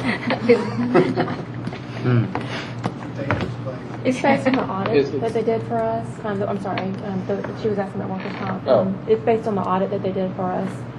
We budgeted only $4,900. But you can see it came in at $16,000 based on the previous year's audit. Because we've added another position, which Chris was just going to mention to you. We added a position, which was Tanika. We brought her over from Safebuilt into the Comm Dev department. To get to 70/30. So it's actually revenue. This is even though it doesn't look revenue positive here, it is revenue positive with an offset in revenues because of the 70. When we went to Safebuilt and negotiated that contract after that RFP, and negotiated the 70/30 split as opposed to the 80/10/10 split that we were on, the additional 20% in revenues outweighs the put her on payroll cost of them. They just want to have one or two people in the building, not three. Right. So, How many full-time equivalents do we have in? We have 10, well, 9. And then there's Cindy. 9 That was another reason. 9 Currently. point, whatever we call our sustainability coordinator. I don't know that I go a whole 0.5 on it, but 9.4, 9.3. And that's for currently. And I know you're going to get to it. It just seems like a lot for workers' comp audit for 9 people, so y'all are doing some dangerous work there. Yeah, they coded some of our people because they're out in the field dealing with, we have the arborist and code enforcement officer and the Our first construction code inspector. enforcement, construction inspector, Just the building anticipation inspector. of a potential issue. If you're out, Because we don't have any steel workers or anything like that. Yeah, so- but you could see where they would definitely, if you got a code enforcement officer or whatever, they're- out yeah, on they're walking out. on different properties or construction, projects or whatever. I You guess definitely it's could have a much higher rate than someone working in an office. And it's a Well, set they get aside. It combat doesn't get pay. utilized. Get benefits.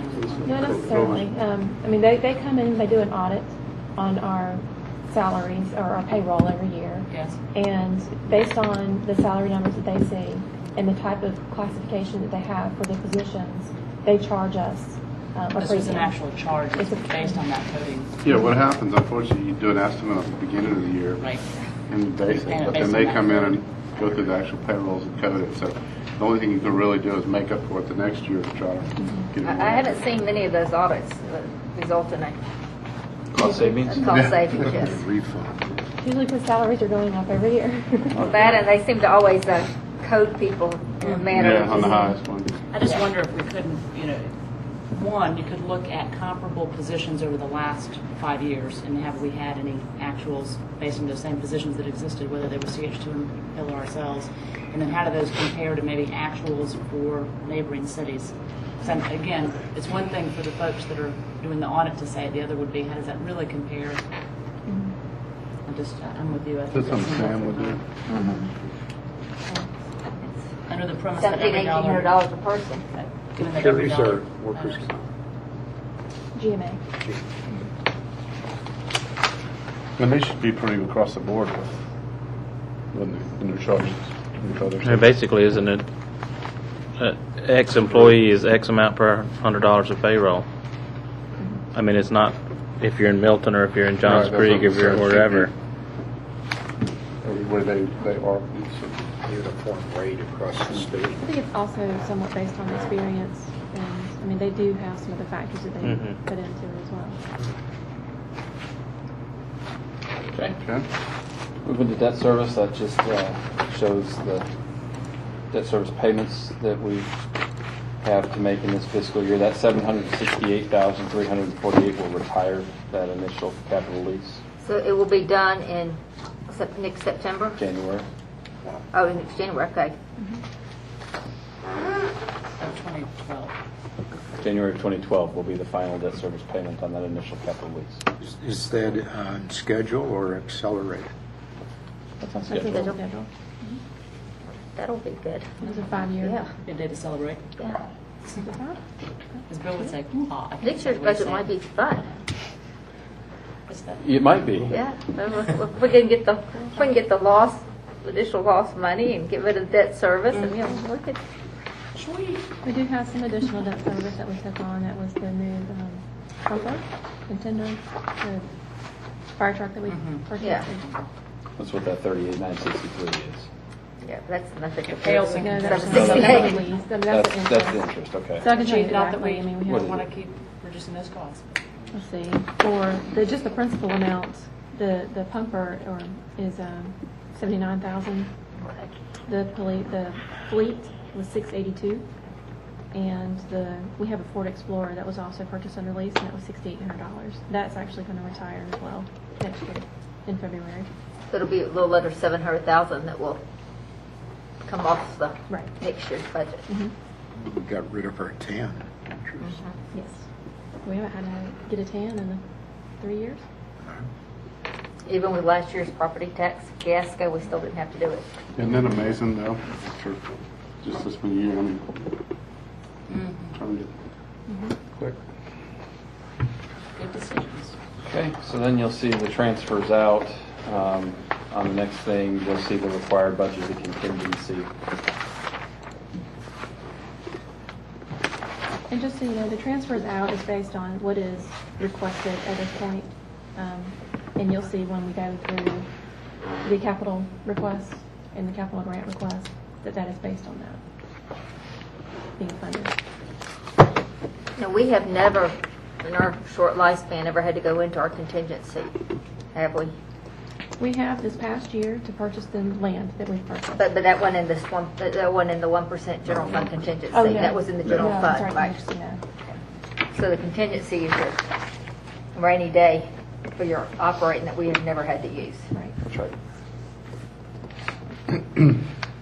Okay, now I want to take us a little bit out of order here from the book, and I want to start with capital projects and then get to the initiatives. So if you'll move forward with me to the capital projects fund.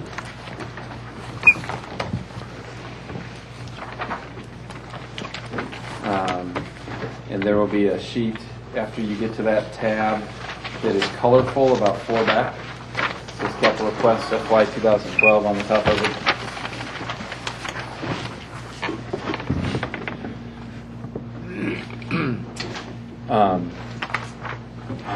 This is where we're starting with the capital budget at this point. This obviously is subject to some fluctuation if we need to increase or decrease. But as we walk through the columns I'm going to speak from, did you find it? Yeah. You're at initiatives. The column I'm going to speak from is the one that's titled Budget Balance Remaining, as well as FY 2012 Budget Requested. And we'll kind of look at those in parallel as we work our way down, because if there's a dollar figure in the blue that's not next to it in the adjacent white, that still means that there is money allocated in that line item. Okay, it just doesn't mean that we're seeking to add additional money to it this current fiscal year. Does that make sense? Okay. So as we start at the top, we've already had the discussion of UASI when we talked about 800 megahertz fees and why I believe it's appropriate this year to go ahead and reduce that line item by $200,000 is for the reasons that I stated before. Future city facilities, that was a renaming of that line that I did this year. If you go back and look at your budget from last year, it said City Hall. These are, preliminary plans, preliminary architectural stuff, the stuff that we might need to get done prior to being able to roll some of the expenses into future city facilities into whatever financing source we choose. But all planning related. That's right, and that was a dollar figure that exists in the current fiscal year. There's not requesting any additional money be added to it. And this is City Hall, this isn't the public safety. Could be used, the reason for the renaming is because it could be used for either the public safety complex as well as the court. At this point, because of the real world situation, appears to be moving faster than City Hall. So that was why I didn't, with your approval, obviously didn't want to have it tied to a specific facility, since last year at this point we were thinking City Hall was going first. Conditions have kind of changed based on the reality of the world out crabapple. So, we're moving forward on the piece of property that we own full speed ahead because we have needs. to get out of this facility. The land acquisition is an accounting for the acquisition of the land that we acquired in this year. Uniquely, we were able to pay cash for those, and we can have this fund balance discussion as well. Our fund balance started the fiscal year about $7.8 million. We will have made several cash purchases for one-time capital projects out of that fund balance for this year and anticipate the fund balance at the end of the fiscal year remaining about the same. So we were able to actually do some stuff with it even in this year, and it's still where it is, which is, again, another reason why I'm comfortable that we can look at some capital projects this year. That was for the other. Next item was a new vehicle. There was some notion as to whether or not we needed a second pool vehicle. That need at this point, we've been able to survive for a full fiscal year with the one we have and not really have any identifiable need there. So I just don't know that it's worth maintaining, especially in the capital projects fund, a line item as small as $15,000 for a vehicle. If the department finds cause that we need to acquire one, and then we'll go through the initiative process just like we do with everything else. The financial software, you'll see the negative there of $31,196. That is because that project is complete, and that was the remaining balance in the line. So that project was complete at $149,804. Computer refreshes, you can see that's very similar to a vehicle replacement reserve. It's one of those things that we just budgeted for technology to cycle through on kind of a 3-year process, Dave, right? 3 years? 3 years, give or take? Yeah. This keeps us on that cycle and keeps our technology up to date. And is that the hardware and the software? That's just the hardware? That's hardware. The software was accounted for when we were in the IT budget with the annual maintenance So costs. here we're just dealing with the actual number of expected That's computer right. replacements. The police records management software, again, that was an end of project, which is why we reduced the 2651 from it. Vehicle replacement reserve, you'll see that $100,000 represents fully anticipated needs for this fiscal year. The reason you'll see in future fiscal years the 170 next and then 100 after that is next year is the year that original fleet is. We are kind of going to always have until we work out of it, 20 cars that were all bought at the same time and they all hit the road on the same date. So there's going to be 1 year that more cars cycle out than other years, and that is an I anticipated remember it based was on like at mileage. midnight one day. It's anticipated that next year will be that year when the bulk of them cycle out, which is why you'll see that 1 year difference in the capital planning. We're going to recommend that we close out the line of advanced life support equipment simply because it had $1,000 left in it, and close out that line that was $2,000 for a new vehicle as that was acquired and that was what was remaining. Vehicle replacement reserve at this point in the fire department is funded at $304,000. Adding another $100,000 to that does in fact fund where we need it to be in this fiscal year. We'll see some additional anticipated needs coming on board in next year. This budget comes to you tonight requesting $2 million be put towards pavement management. And that number could increase or decrease depending on if that's a line you would like to stay fairly conservative with based on this request, or if you'd like to add more there, that would be a line that we could do additional one-time capital projects in. We're restriping the existing roads. These are just all programs that have existed and are continuing to exist. Edge of pavement repair. We've reduced a little bit out of traffic calming to bring that line item down to $50,000, partly because we only have one neighborhood that has even expressed interest at this point. We've been having money just sit there with no real people pursuing it. So I don't want to wipe it out altogether. I'm not quite sure how we got to $66,942. Well, I'm sure some expenditures caused us to get there, but if we drop it by $16,942, Carter feels comfortable with that. We'll more than meet the demand that we have in front of us now. Simply because we only have one neighborhood that's even in the pipeline. Province, Lake, White columns. White Columns. Chris, could you explain the differential in the payment management 2.766 to 1.4448 as far as the budget remaining compared to expenditures for this year? Are you talking about, we started out with 4.215 million? Yeah. We spent 2,766, Yeah. and the 1,448 is what's remaining. Okay. How much of that are we spending on the pavement we're doing right now? Will all of The that be going? 1448 will pretty much go away. Okay, that's what I was wondering. They're out working right now. Even Just want to make sure there wasn't money just sitting there. Oh, no, they're out blocking traffic even as we speak. Landrum Road Bridge, is that something we're going to go forward with, or do we know what we're doing with that? We do. We have been holding that in contingency for the Cogburn Road Bridge is the priority. I think what we'll do this year as part of the one of the initiatives that we put forward with the stormwater engineer is we're going to look at a redesign of that, a design build that will hopefully bring those costs down substantially on the Landrum Road A replacement. redesign of Landrum.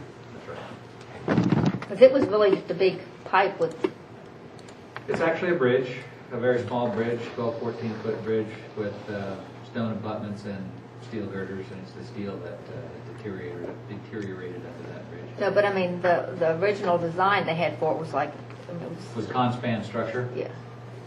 which is a small bridge structure too, 3 bottomless bridge structure. Okay. But with the size that it is, I think we could see a substantial savings on that with the redesign and go into a box culvert type of thing.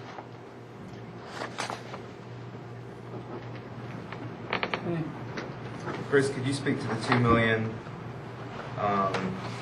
for the pavement management request this next year as compared to the pavement management plan?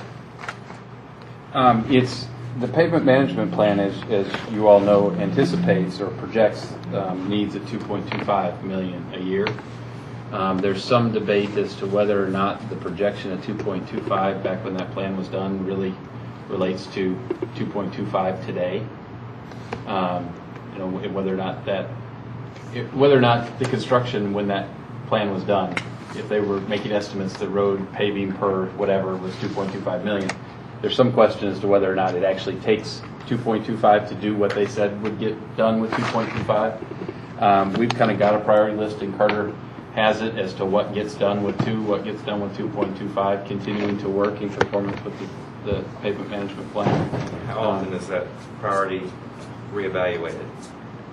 For every 3 to 5 years, and one of the things that we've got in this year's line item is to go back and do a reevaluation this year of all the roads. We did a reevaluation of the residential streets in-house this year, so we're using that as kind of our baseline. And the main list that was created in the last pavement plan for the collector roads. But we feel that's in pretty good shape.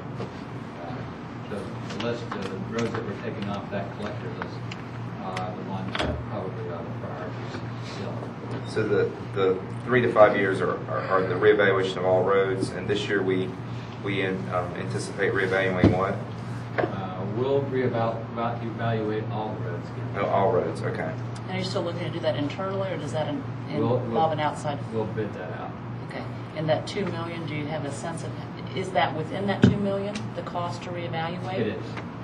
Do you generally know of that 2 million, how much would be for that outside survey, I mean, generally We're speaking? budgeting about 75,000 for that. Okay. Not about, we are budgeting 75. And the Hopewell Francis Cogburn intersection, I know we talked about it before, but are the utility relocation costs in that estimate? We have $100,000 for utility relocations in that budget. That also includes a 10% contingency fee. One of the things about that intersection that is going to be key to it is staying off of the Bell South bank right there. And they've been kicked off. We're looking at the conceptual designs to make sure that we can make that happen. For the most part, the utilities, under our franchise agreements, with the exception of Bell South, would have to relocate at no cost to the city. Is that right? When do we expect to actually start the preliminary work? That could be done Boy, as soon as that's right pretty away. quick. Well, we're in design right now. We have Right. to have design completed at the beginning of the year. And we are expecting it to be a roundabout now, correct? That's correct. Okay. And we'll move forward with right-of-way acquisition probably somewhere around the beginning of the year. And what about the Bethany Cogburn? I assume that's the intersection right there at the new school. It is. We're in right-of-way acquisition. Design's complete on that. We're in right-of-way acquisition now. And that's primarily turn lanes? That's correct.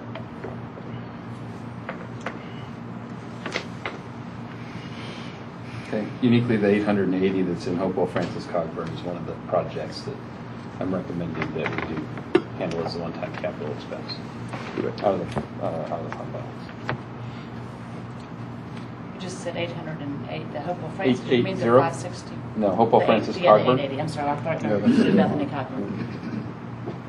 Well, that'd be a good step, I feel like.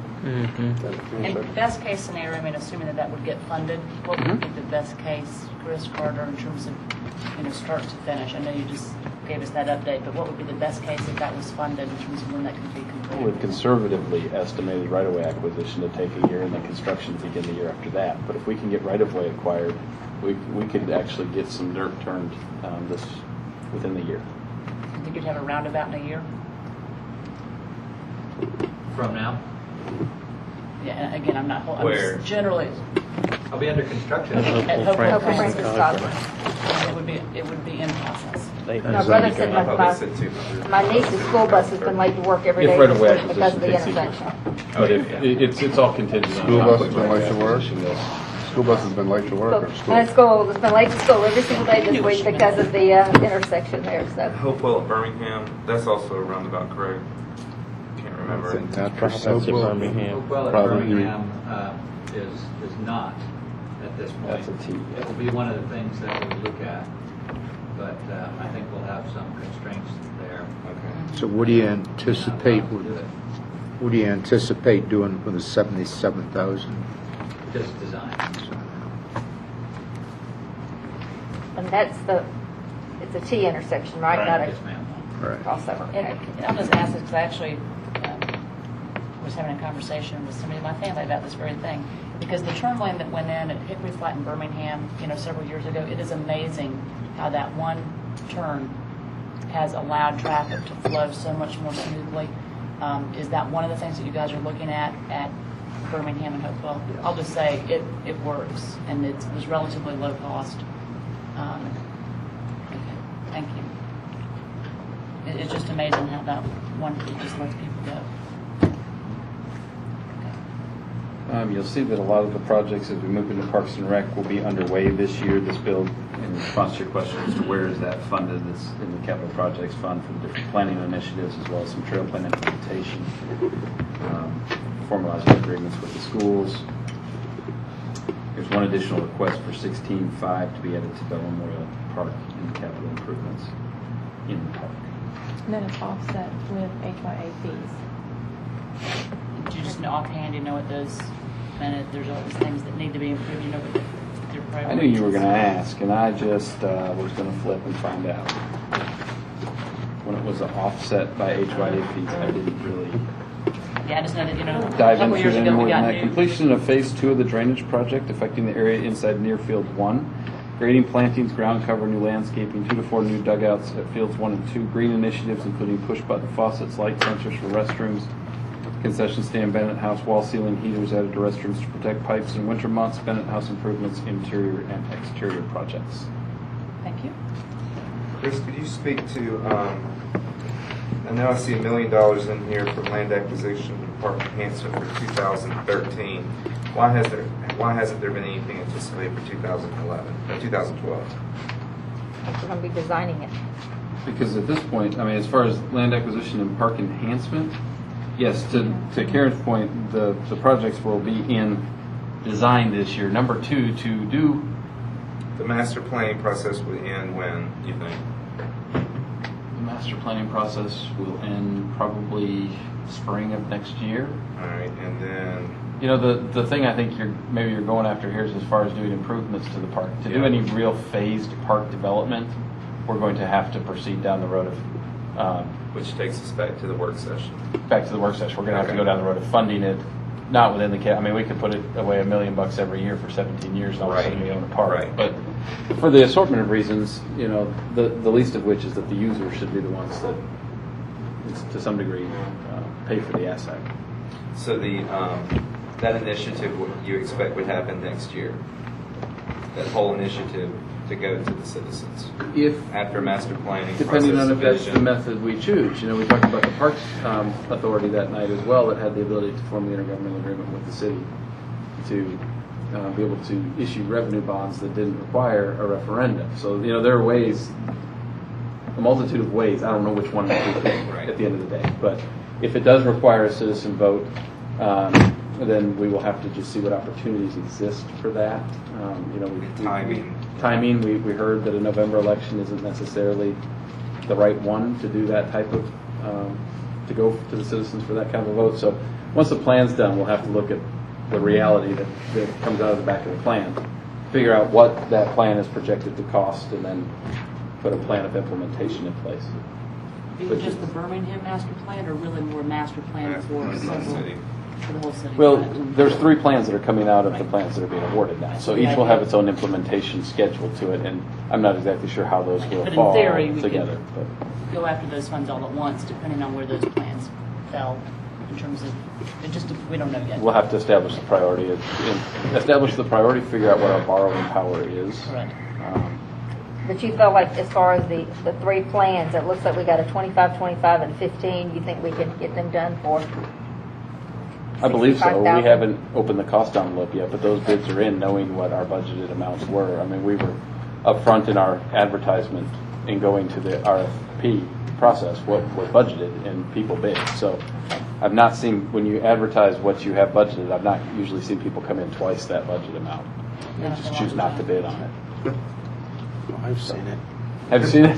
Now the school. No, I've seen people use every dollar available. I've seen that too, but. The school IGA, is that for the little park that's going to be next to Crabapple? And There's one that's called Northwestern? Crabapple Crossing Partnership. That's the park I think you're referring to. $150,000 The for school it. IGAs are Hopewell, Northwestern, and Birmingham Falls.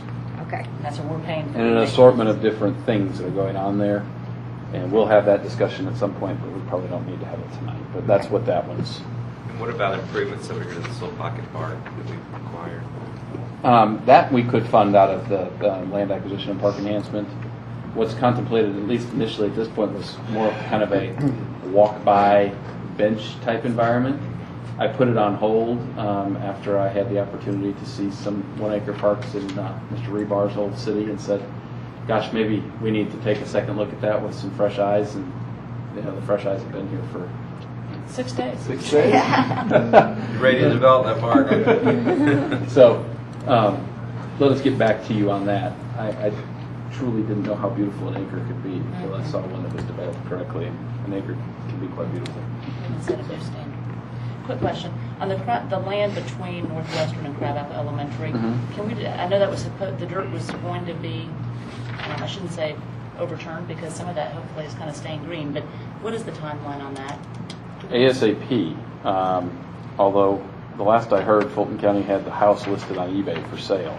Okay, To so see if they could get it Fulton moved. County, so it's not It's our in town. design. It's in design. They've got to agree to our design. Okay.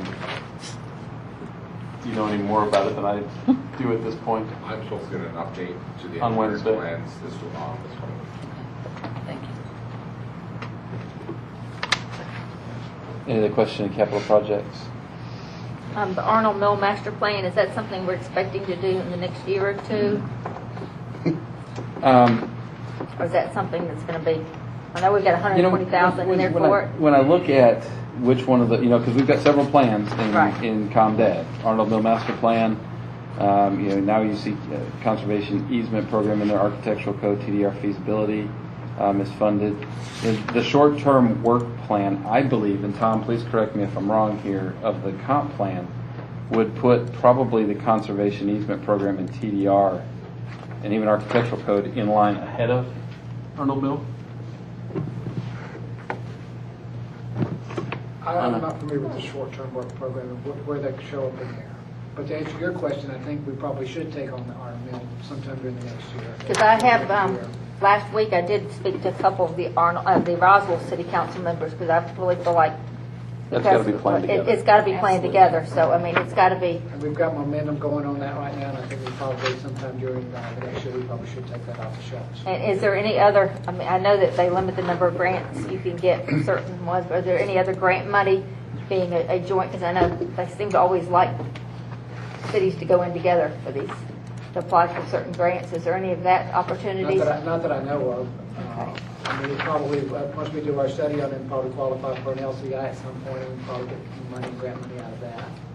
That'll be years out, though. And just to your point, Chris and Tom, with the TDR, it would seem that order that you'd want to have that TDR feasibility underway before we have the master plan for Arnold Mill, given that TDRs might be necessary in that We really area. sort of need to do both of those concurrently. The TDR program is really They would need to important. roll The up. timing is right for the TDR program and the conservation subdivision, both of which probably are our highest priorities, time-wise.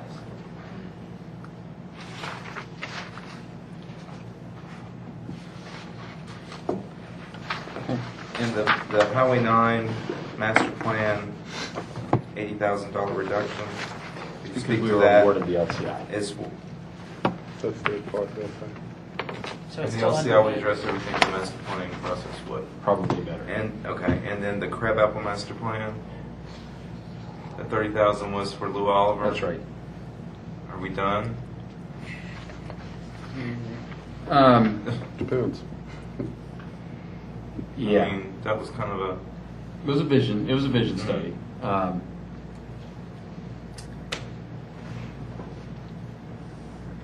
Let me think about that, because part of me says we are for now. Part of me says we're not. Part of me says we have other needs sooner than that.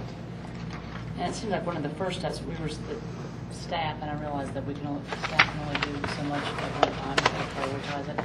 I think some of that was that there were still some things that needed to be reconciled from kind of that vision versus what's on the, so there was still some work that could be done internally. We're working on that. So my guess would be that that's why. rather That than Tom's throw working more- on now, even as We're we working speak. on resolving the study that Lou did, but also the ARC is anxious for us to submit an LCI request for Crabapple. That'll come with some grant money at the end of that too, so.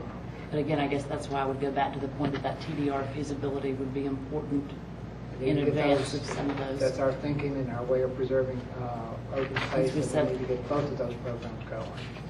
Just seems like we'd have to have the TDR before we could really contemplate some of what might be contemplated within those. Seems like a lot of things hinge on the TDR program. Yes, sir. I think citizens would concur.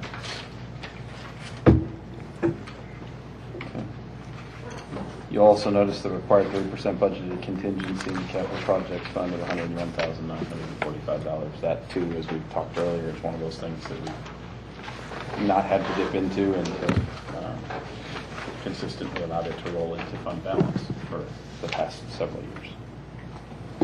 I had something come to me as I was sitting here and thumbing back through this. The Community Development Department, I had figured out why that salary and benefit line went the way it was. Is I moved the sustainability coordinator out of the city manager's budget into community development. This part-time sustainability coordinator that we funded last year, which was initially going to be a Keep America Beautiful affiliate coordinator, that we found a way to broaden their area of responsibility and actually enhance and benefit us more. That's what I did. so it wasn't because of that. That plays a part of it too, because the sustainability coordinator. So it's both of those, but I couldn't reconcile that our permit clerk got me to that 80,000 number. So just the movement of that from one to the other. Yes. Yeah. Sorry, that was eating. You didn't know it, but I was sitting there plugging away, going, "I got to look at that tomorrow. I got to look at that tomorrow." Okay, let's look at initiatives, and that'll bring us home for the night, and then we'll have some opportunity to digest this and see where we go. I'll touch on just a couple of them. Stakeholder survey in there. That is something that complies with our strategic plan. That's something that I just had to make phone calls around and ask some survey companies saying I need to do legitimate surveys of particular stakeholder groups. That's a bit more difficult to do than just saying I want to survey all of Milton, because number one, if we're going to survey them for their experiences in being the equestrian community, the residential community, the business community, we have to identify who the stakeholders are to be able to survey them accurately.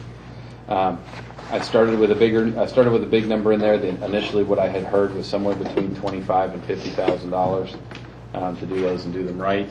So Where did you jump to, Chris? I'm on M&O initiatives, I'm sorry. So it's the first sheet behind the tab, M&O initiatives. And so that would include multiple surveys. It's going to have to, because I'm based on not. strategic plan. That's right. At least 3, based on what you said.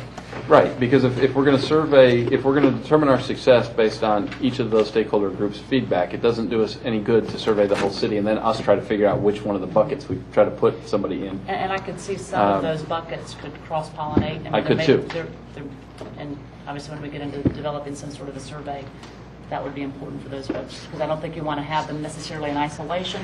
Right. So there may be components that would cross-pollinate, because just for all the reasons that would make sense. That's right. Stacy talked about the postage machine earlier, and I believe that will more than offset efficiency. Electronic tablet for council, I haven't moved away from that. I've just handled it hopefully in a different manner than as a maintenance and operating initiative. Basically, if that's something that you feel will enhance your ability to do your job, and you'd be willing to allow the paper copies of the agendas to be converted to that, that is something that we will fund out of the mayor and council's budget. We'll start by funding it out of that stipend that exists, just because it's easier for us to track. I've heard from some council that they want. I've heard from council that they don't want. I've heard from some that want iPad. I've heard from some that want Zoom. So we haven't moved away from that. I just want to work individually with you all in the next fiscal year to pick what works for you. And you might want to try an iPad instead of this thing. I don't know. What's the cost? No, I'm just going to correct the terminology. It's now Google. Oh, it's a Google? Google bought They acquired Motorola. Oh, They bought this okay. piece. What's the cost savings over having a 3-ring binder full of paper every week? You know, there doesn't necessarily represent intense probably cost savings in the 3-ring binder, other than the paper and the ink costs. The place that we really get the costs are the labor costs, and even more specifically, the time that it takes for us to send an employee, a code enforcement officer, out in the field to drive to each person's house to deliver. So as far as there being cost savings, even if you take away supply cost and just look at labor cost, it's going to pay for itself. Easily pay for itself.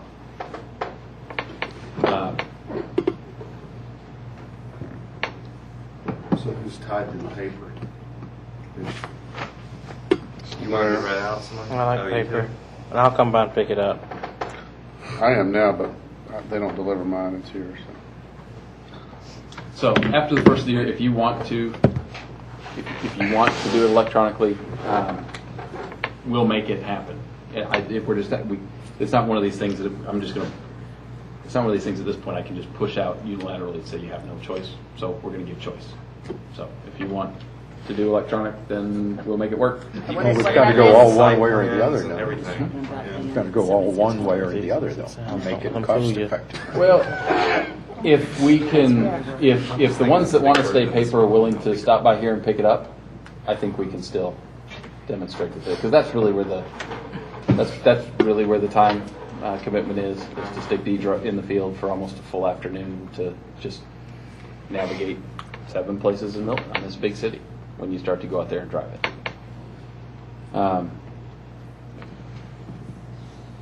Continuing down the line, there's not a whole lot as far as cost-wise in this firehouse pre-planned drawing module. There's, as it was described to me, it's something that will increase the efficiency and effectiveness of the fire department and allow them to do what they're already trying to sort of do in the fire trucks by looking at pre-planned drawings within the confines of the firehouse software, which we already have, which is a web-based software program. So these would allow them to respond to things and have a visual of what they're going to before When they're going out to locations. That's right. One of the initiatives I had wanted to work forward with this year, as it related to the strategic plan I elected not to fund, was a multimedia lobby display. We have quite a few people that come to City Hall every day and spend even a snippet of time as they're waiting to conduct whatever business they're here to conduct. Since one of the core focuses of our strategic plan was to build relationships and get our message out, I thought what better way than to have some type of a message on just a recurring type screen. Even if somebody were to sit here for 5 minutes, they might be able to learn something about Milton they didn't otherwise know. I still want to come back to that. I've looked at that just about every year since we've been here. One of these years I'll get to it, but that's what that was. moving down into what's funded, newcomer's guide at this point is a document that's done. We've just reduced the quantity of print documents and would incentivize electronic documents at a $3,000 price. The mobile site development is kind of where you go after you have a good website, is to have a website, since so many people now operate on mobile devices. It's a kind of an add-on to ours that would allow ease of navigating through our site from a mobile phone, whether that's to view our council agenda, whether that's to view the calendar, whether that's to view events coming up. Our site is searchable on the devices that a lot of people use, but it's pretty darn small. You have to know where you're going to be able to navigate it. So on a cost perspective, I thought that was a relatively low cost for the impact. Then the video setup, and this is one of Jason's initiatives that he brought forward at that dollar figure. It's hard not to fund, but what he anticipates doing is to launch an online citizens academy in this fiscal year, meaning that rather than having kind of the whole world is going to computer-based, where at any point in any time a citizen could go to our website and actually learn about a specific department, a specific function or happening going on at City Hall, and at the modest cost, I felt as though it was appropriate for him to explore some of those things. All right. Jason can do no wrong. Jason. Let's say police and fire for last. Let's drop down to public works real quick. We're going to do some additional mowing this year. This contemplates. How many times do we mow this year, partner? We do 4. We do 4. This adds 2 additional right-of-way mowings. It's our opinion, I don't know if it's yours, that there's a certain characteristic that Milton expects its city to look, and with 4, we've felt, many of us on the staff who drive around Milton have felt we could benefit from a couple of extra. This contemplates that. This also contemplates, we just rolled it all into one line. The mowing necessary on the acre here, the Hopewell property. This allows for maintenance of newly acquired facilities as well as 2 additional mows in a year. Is that Optech's price on it? Is it their quote? Yes, it is.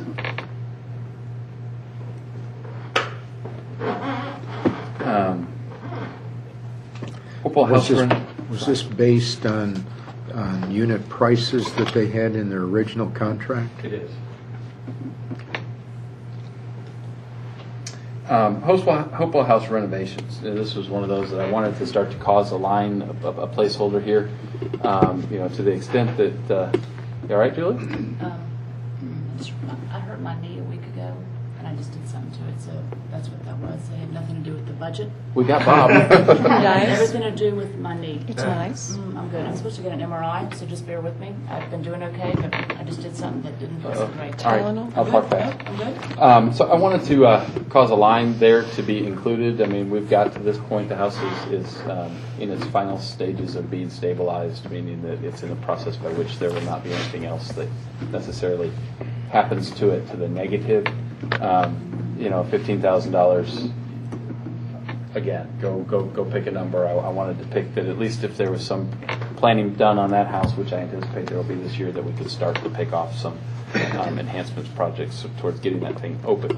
We still do need to have a discussion, and we'll do that at a future work session about what your vision is for that house. This funding might be premature in the fact that we haven't had what your vision discussion is yet, but absent having that discussion, I felt the concept might be lost if at least something wasn't included. And is it for the moment, if the house has been shored up, it's been That's obviously correct. maintained, some of those initial things that Carter gave us an update on. That's so correct. This would be separate from what's already been done. That's correct. So if we do open it this year for whatever the use is, even if it's on a limited scale, do we have a certificate of occupancy? And would it be rated for a certain number of occupants? It's still residential structure. If we opened it for any commercial use or changed the use significantly, we'd have to do other improvements to it.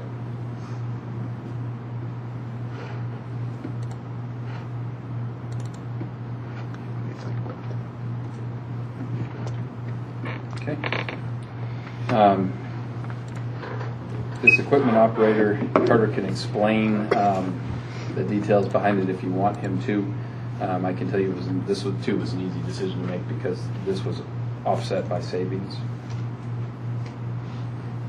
We talked about stormwater engineer. Again, a different way of doing, a different way of delivering the reality that already exists that represents a cost savings. Say again on the equipment operator? The equipment operator is in our gravel roads operations. That's We Terry? have one now, Terry, who operates the motor grader. Right. We have to get 2 others to operate the roller and the water truck. Got it. Optech's going to help us out with one of those, but this would give us an opportunity to have the equipment operator as a part-time employee for the roller, so we don't have to rent the roller and an operator. We're essentially paying for that now. So we think we can do it at a reduced rate if we bring them on staff. That's what a part-time looks like. And where, with that additional savings, where is it in the, It would come out of our gravel road maintenance budget and capital line item. Which is why that was, It was budgeted at 145, and that would take it down to 129. under capital? Mm-hmm. So that would take it down for permitted Chris, is the correlation with the strategic plan on these initiatives, is it in the worksheets? Not the cover sheet, but in the worksheets? That's right. It's on the worksheets Okay. where the top one says strategy, underneath says strategic action item. Gotcha, they circle that, okay. And then there's a detailed description, et cetera. Back to the Hopewell House renovations. Mhm. The 15,000 that's given there is not contemplating any kind of repairs that would need to be done to bring it up to code to be commercial, getting more revenue. Well, it's not, because I don't know exactly, we haven't had that discussion as to exactly what the council's expectations are with it, because You're expecting to have that discussion in sooner rather September, than later. at the work session. Because the question would be, there's a very different level of funding that goes into getting that house open in a similar manner to, say, the Bethel Community Center, where people can go there. That's a very different level of renovation than a level of renovation that goes through deciding that, gosh, we want to try to take it back to match what it looked like in 1840. Those are 2 totally different roads to go down. And I don't know necessarily which one yet the council wants to go down. So again, you'll see there's not a whole lot of writing there. There was no department request. It was one of those things that at the last minute I told Stacy, I said, I just at least need a placeholder. I don't want to lose sight of the fact that I recognize that whatever happens at that facility is going to have associated costs. So that may But I don't know. have to be an amendment then. It very well might have to be.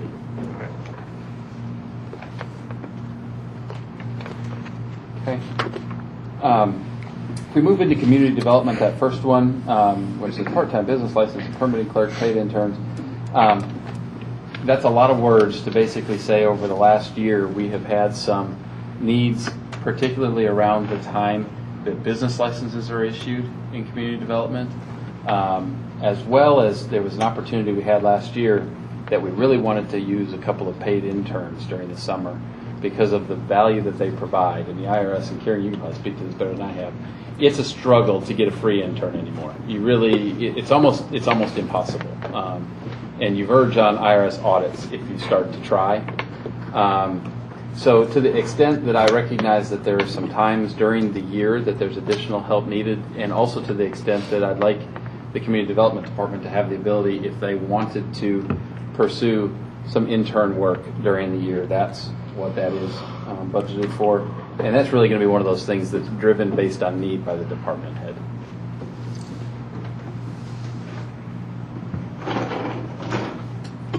And the rest of them, business license renewal mailing service, that'll kick in October, should help some. And there's a couple of things, flood map notification mailing, community rated system educational mailing, Arbor Day event, not major initiatives. Notice, But nevertheless. heard this morning that the state's going to review their flood maps, and will that, knowing what you know right now, Carter, will that entire cost be absorbed by the state, or we have to pick up some of that cost surveying? Well, for what they're doing, they're picking up the cost. Our cost is involved with extending that. They're basically reviewing and enhancing work that they've already done in areas that they've already done. We have a second component to that that extends those flood areas up into smaller drainage basins. That's part of our requirement under the North Georgia Water Management District. So they're covering all their costs under that floodplain. The line item you see here for the notification is basically notifying folks of the changes that the state is making.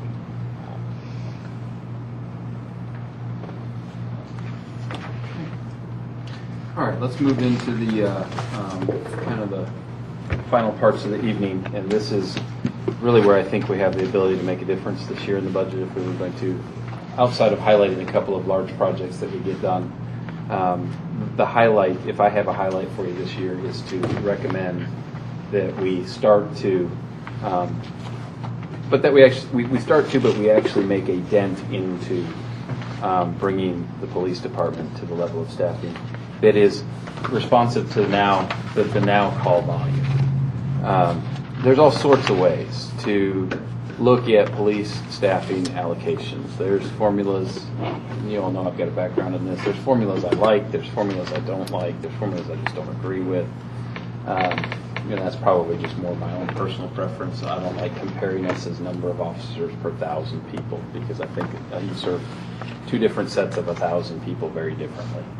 And to just paint a broad brush and say each 1,000 people is exactly alike, I have a hard time going with that. It might benchmark you, but I don't know that it actually gets you good data to staff based upon it. The one formula I do like because it actually takes into call volume and takes into the realities that exist in a police agency is that formula which is endorsed by the International Association of Chiefs of Police.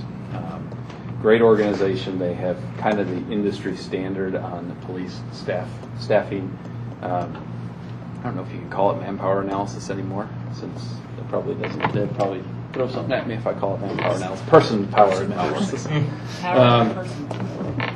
And it takes actual data of your organization and helps to try to figure out where you are with respect to best practice and number of people to have a well-functioning law enforcement agency.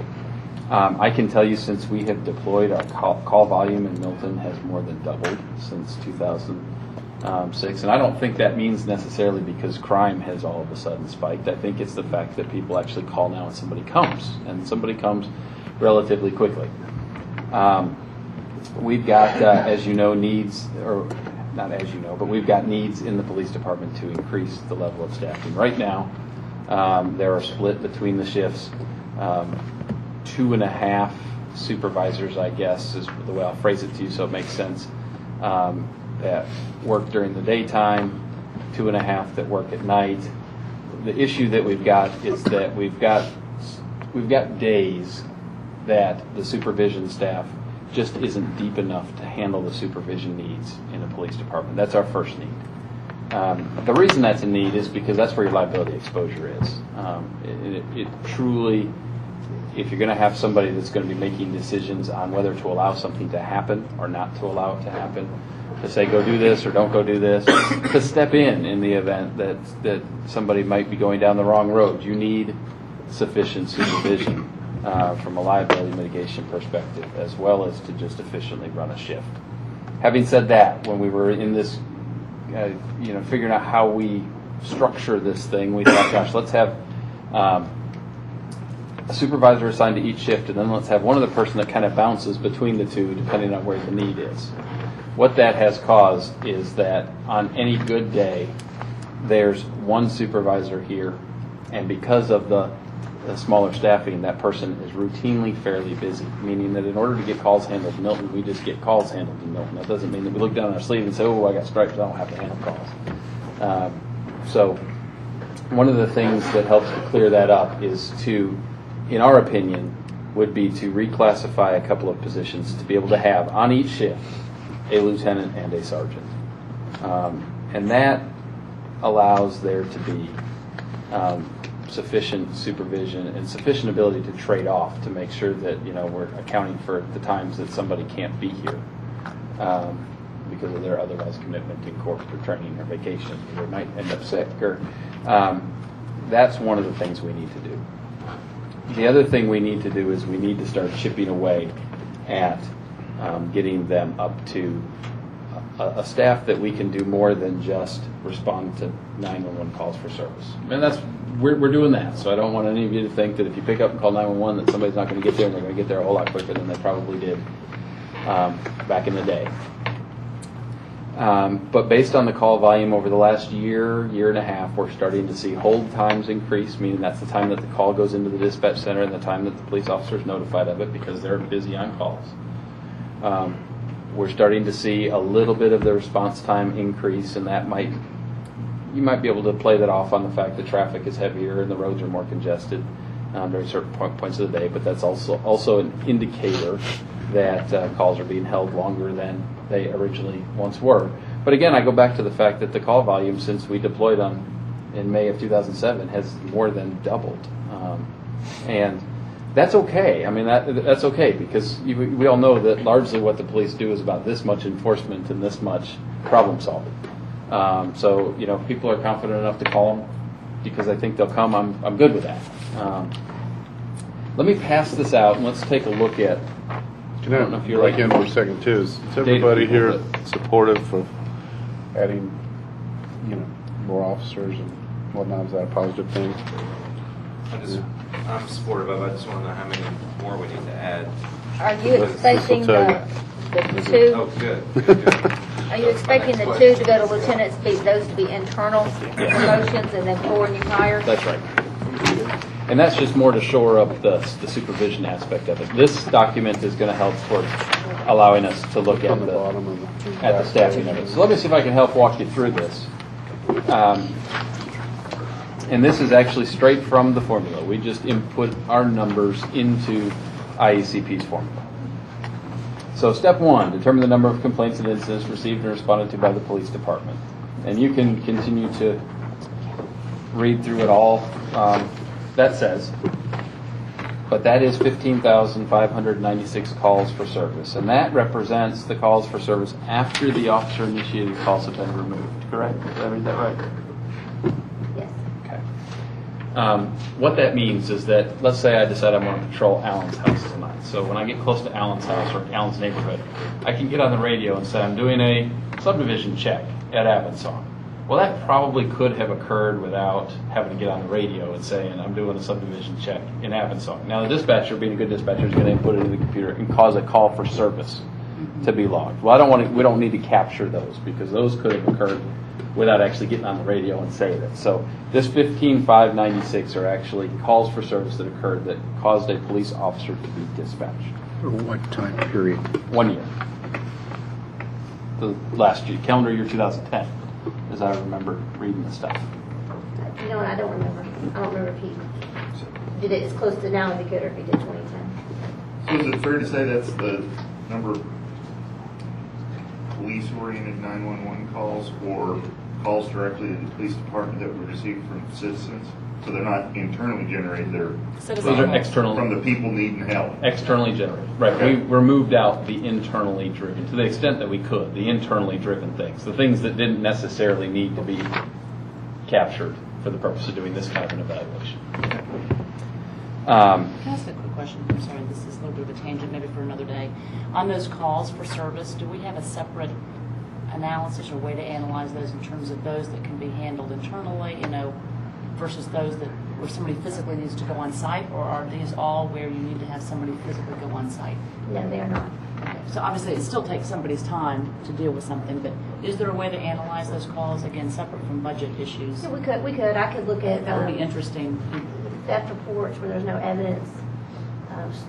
Someone loses a driver's license and they need a police report to go get a new one. Right. Those This would be at some point, I think. Those are be things that helpful we information. can. That Kathy is starting to take walk-in reports. That keeps an officer from having to be dispatched here. Right.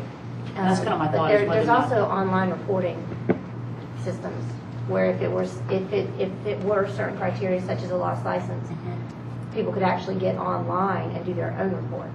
That would then be checked by somebody. I'm just thinking that So that would save a lot of time. do some data digging on that. It might be helpful.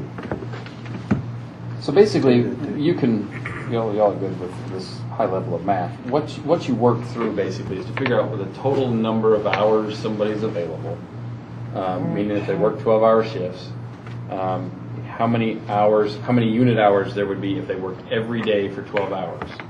And that becomes step 2. Then you start to back off from that number when they're off, when they're on vacation, how often they're off to meet the training requirements that both the state and the department have.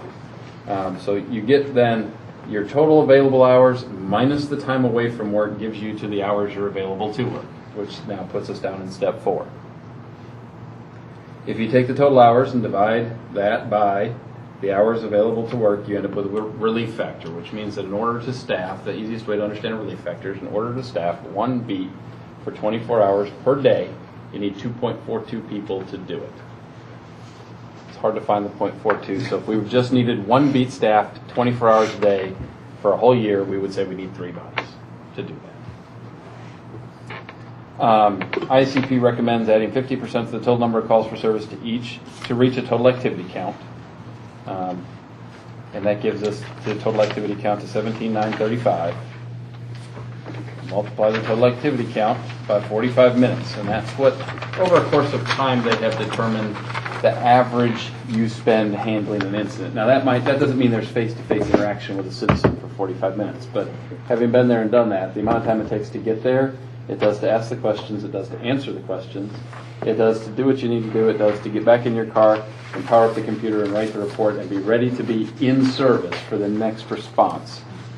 That's about right. That might even be a little bit quick considering the expanse of Milton. You know, if we were 4 little square miles, that number's probably a little bit less.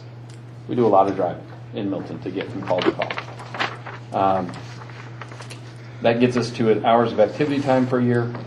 Multiply the hours of activity time per year by 3, which is preventative patrol. This is another one of those general experience has shown that about a third of an officer's time should be spent on handling requests for service. Other requirements including servicing police vehicles, equipment, personal relief, eating, administrative duties must be taken into consideration. Time must be also allotted for preventative patrol. Wish you would put donuts. Donuts, no. We don't have a Krispy Kreme yet. It's bagels and latte now. There's no donuts and coffee. Bagels and latte, only the best. Gets us to a total hours per year worked, and divide the total work hours per year by the manpower hours for one unit to determine the total number of units, which is 9.21, and then be able to multiply that by the relief factor to say that's what we need to be able to staff patrol officers now for a year based on our call volume. Now, notice I highlighted the word patrol officers because that's what this function does. That's what it looks at. It's the people that are actually in your department designed to go out and handle the calls for service. Long story short, this gets us, what that 22.28 equals is 23. We currently have 15. This request of 4, coupled with the correction of the supervision deficit, would get us up to 2 supervisors and 4 on each patrol shift, or 16. So if you match this with the formula, that still sticks us over the next period of time needing an additional 7 to come into the difference between 23 and 16 to come into compliance with this formula. Now, I lost you on the math right then. Okay. All right, if we have 15 officers, you're promoting 2, that leaves you with 13, but you're adding 4, that's 17. Where did you lose the FTE? Chris, that was probably, that's a math error. Hey, that's a math error. So We were talking about 3 people. I was So it wondering gives that us says, 22. yeah. Okay, so 17 and 23. So we're still 6. But for, the reason we came, honestly, this year I've been just tinkering this thing up. I was hoping to come with 1. I looked at the data and formulas and said, gosh, let's do 2. Gosh, now the police department did a phenomenal job and demonstrated the need. I said, this is one of those things that is critical enough. I've got to figure out just how far we can get this thing towards shoring up this gap in this year. I don't want to put words in Deb's mouth, but I think even though the formula shows that we have some needs beyond this year, I think 4 is comfortable. We had a 2 last year, is that right? If I remember serves me right. Seems like we've added 1 or 2 every year. I think last year we had more than 2. So we But they weren't all we patrol were- officers, were they? Weren't We there did some one other in stuff? the- We did a crime prevention. Right. Crime prevention, and we've got one assigned to the drug task force. So we were way down when we first were incepted because of the call volume that we had moved to us from the apparent call volume from Milton County. Right. That's right. Well, if you remember when we initially staffed, we staffed to say we would staff at the same Level. the same level. We'd actually just fill the beats. You know, so if there were 3 beats, we'd have 3 people. Not recognizing that the volumes would be what it is. Although, if there's any consolation, I've got to tell you, all of the new cities have seen the same trend. It's- We also thought we only had about 18,000 people. That's right. So, Well, and I encountered that. I would call the police, and they never came. They never came. I never bothered to call them So because you you, knew they so were in you town. got to where you said call them. Yeah. Citizens just took things in their own I hands in called some them, cases. called them one time, and our alarm went off, and I'd already gone back to bed and was asleep for an hour. When they came knocking the door. We've also added almost 1 body to CID each year. We started with 1, now we're to 4. So that's been some of those bodies I've gotten. and that's to investigate the crime after it happens. Which there's demands there too. I mean, people demand you show up and handle the call for service, but then they also demand that if their stuff got stolen or somebody got, you know, in a fight, that you have the ability to investigate it after the fact. So, you know, we don't have to. I'm happy to answer any questions, but I can tell you that this need exists in our department. Yeah, the only thing I want to point out, because I hate for the budgetary point of view to get confused with all this stuff, this $333,000 is a change in annual expense moving forward. It is. So Right. we're not looking to, I mean, that's something that's going to be there forever. It is annual and it is recurring. And that, yes, and it comes with all the drama that having annual recurring expenses come with. For the assortment of reasons that we kind of started this meeting with by looking into the future, I am comfortable recommending to you that this is annual recurring expenses that we will be able to and fully anticipate funding in future years. Honestly, fully anticipate funding quite easily. And I then balance that and say, gosh, is that risk worth the reward of working towards increasing the staffing to provide for the public safety? And the answer there is yes. The local options sales tax negotiation is huge. It's huge for us. I have a captain texting me and watching this, and he said we got 1 person last year. One person. Is that because one of the people went to the drug task force? I'd have to go back and look at That was my, that My was brain is so justification focused. for And it. we For were bodies careful that last we year. sent I one mean, to we their were task careful. I force, we gave you remember one, the you budgeting stayed. process, We not never knowing ran out. the economy and everything. We were careful. Okay. Yeah, we increased patrol staffing by 1 is what the budget from last year said. Now, does this increase in 4 officers, does that still mean we have 4 beats? Or do We actually have 6, on 6? but that's in the CAD system. There's never 1 officer per beat. You always create more than you have. So let's say you have a city that's like this that you go and turn into 3s. Well, in the computer, you might turn that one into that one into that. You might, because there's no harm in doing that. You just know that today, even though there's 2 on paper, you're covering both of them. So does this allow, let me ask it differently. Does this allow us to have more officers on duty at any given time? It does. 24 hours a day, 7 days a week. The minimum staffing will go up by 1 body. Good. Right now, I require them to have 3. When this happens, I'll require them to have 4. So it's really not going to be any easier on them, scheduling wise, but it's getting there, it's chipping away at it. And then as far as equipment, cars, et cetera, all It's all accounted for in the initiative request. Going back to the lieutenants that you propose promoting, I don't know the qualifications of all of your folks out there. Are there two that are capable, qualified to be promoted, or would you consider going outside the force and bringing in some I'm new blood? confident that we absolutely have two that are capable, have the years of experience. If I will design a process that ensures whoever gets that promotion is qualified, we'll have lieutenants and captains from other agencies come and sit on a board and review their qualifications, their skills. They'll do a big interview. They'll have scenario questions. They'll also have to take a written test. So if we don't get two out of those, then I will have to look at going outside the agency. Because we can't just promote because there's people waiting in line. Right. So I will design a process, and Sean and I have already been looking at that, of what's going to be a good process. Because we obviously don't have a big pool. Right. So that makes me even want to make the process even that more valid and reliable. Good plan. But we do have such a small pool that, at some point, that may be something that we have to look at. I Last don't year, think we'll have to. last year the vehicle was actually in the capital project fund. So is this year, is it in here, is it in the capital projects? I just want to make sure we're consistent. It's in here, but it will go into the The capital project fund, okay. Mhm. And what line is it?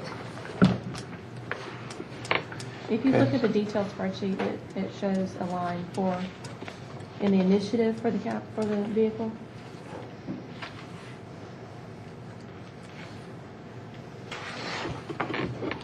Okay.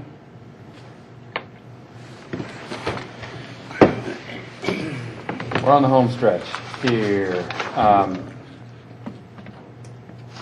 Fire department. Unless there's any more questions about the police department. Two requests for funding in the fire department. They were both priority one for Chief Edgar.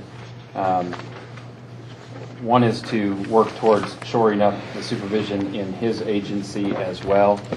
A little bit different of an environment when you have, totally different environment when you have most of your staff working every third day for 24 hours, and then going home for 2 days, and then coming back for a day and going home for 2 days. Bob has created a mechanism by which his manner of attacking this is through the role of bringing on board or officially recognizing is probably the better term. One of the battalion chiefs as a deputy fire chief. That's what this initial requesting does. If you have any specific questions of him as to what that can do for his agency, I can still rattle on longer than you want me to about the policing world, but I'll let that. So will we be hiring a new person, promoting someone to battalion chief, and then promoting a battalion chief up to deputy fire chief? I would anticipate that we would seek an internal candidate here before we would seek an external candidate. Yeah, okay. But then we would hire one additional That's right. bottom level and That's right. promote within. Okay. So that's why it's 82,000. That accounts. It's not a whole empty. I mean, if you're talking about It's not a- promoting someone. You're talking about promoting somebody and then filling in the gaps that costs. Increased salary of entry level. The other thing that we're looking at doing in the fire department, I wholeheartedly support this, is to bring the last of our 4 engines on board as an advanced life support piece of apparatus. We've been working on that for years. The support of that initiative will make every Milton vehicle that rolls out of the fire station, with the exception of truck 1, because it rolls with a paramedic unit because it's co-located in Alpharetta. It's safe to say that every one of our Milton units that responds to a call, whether it's our red truck or Alpharetta's white truck as a part of the agreement, will respond as an advanced life support apparatus, and that's a huge step to get the city to over the first 4 years. So truck 1 goes with an ambulance. Goes with a rescue truck. Rescue truck. That little red thing you see zipping around town. Yeah.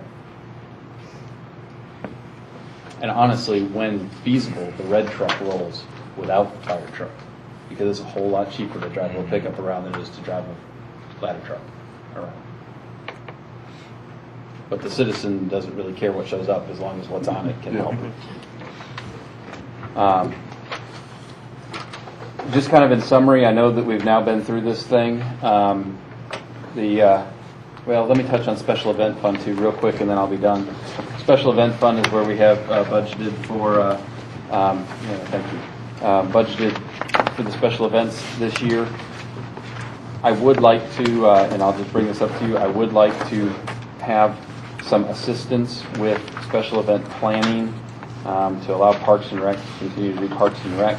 Although Stacy and I have found a way, as you're aware, the special events funding comes from the hotel motel tax. I found a way to, and we budgeted in here to have a special event planner assist with some of these events to get them even ratcheted up another level and keep that funding within the special events fund, meaning the hotel motel tax would fund that, and we don't have to look into the general fund to do that. So Would help if we had more than one hotel. it would, yeah. They're out scouting for franchisees to build hotels in Milton.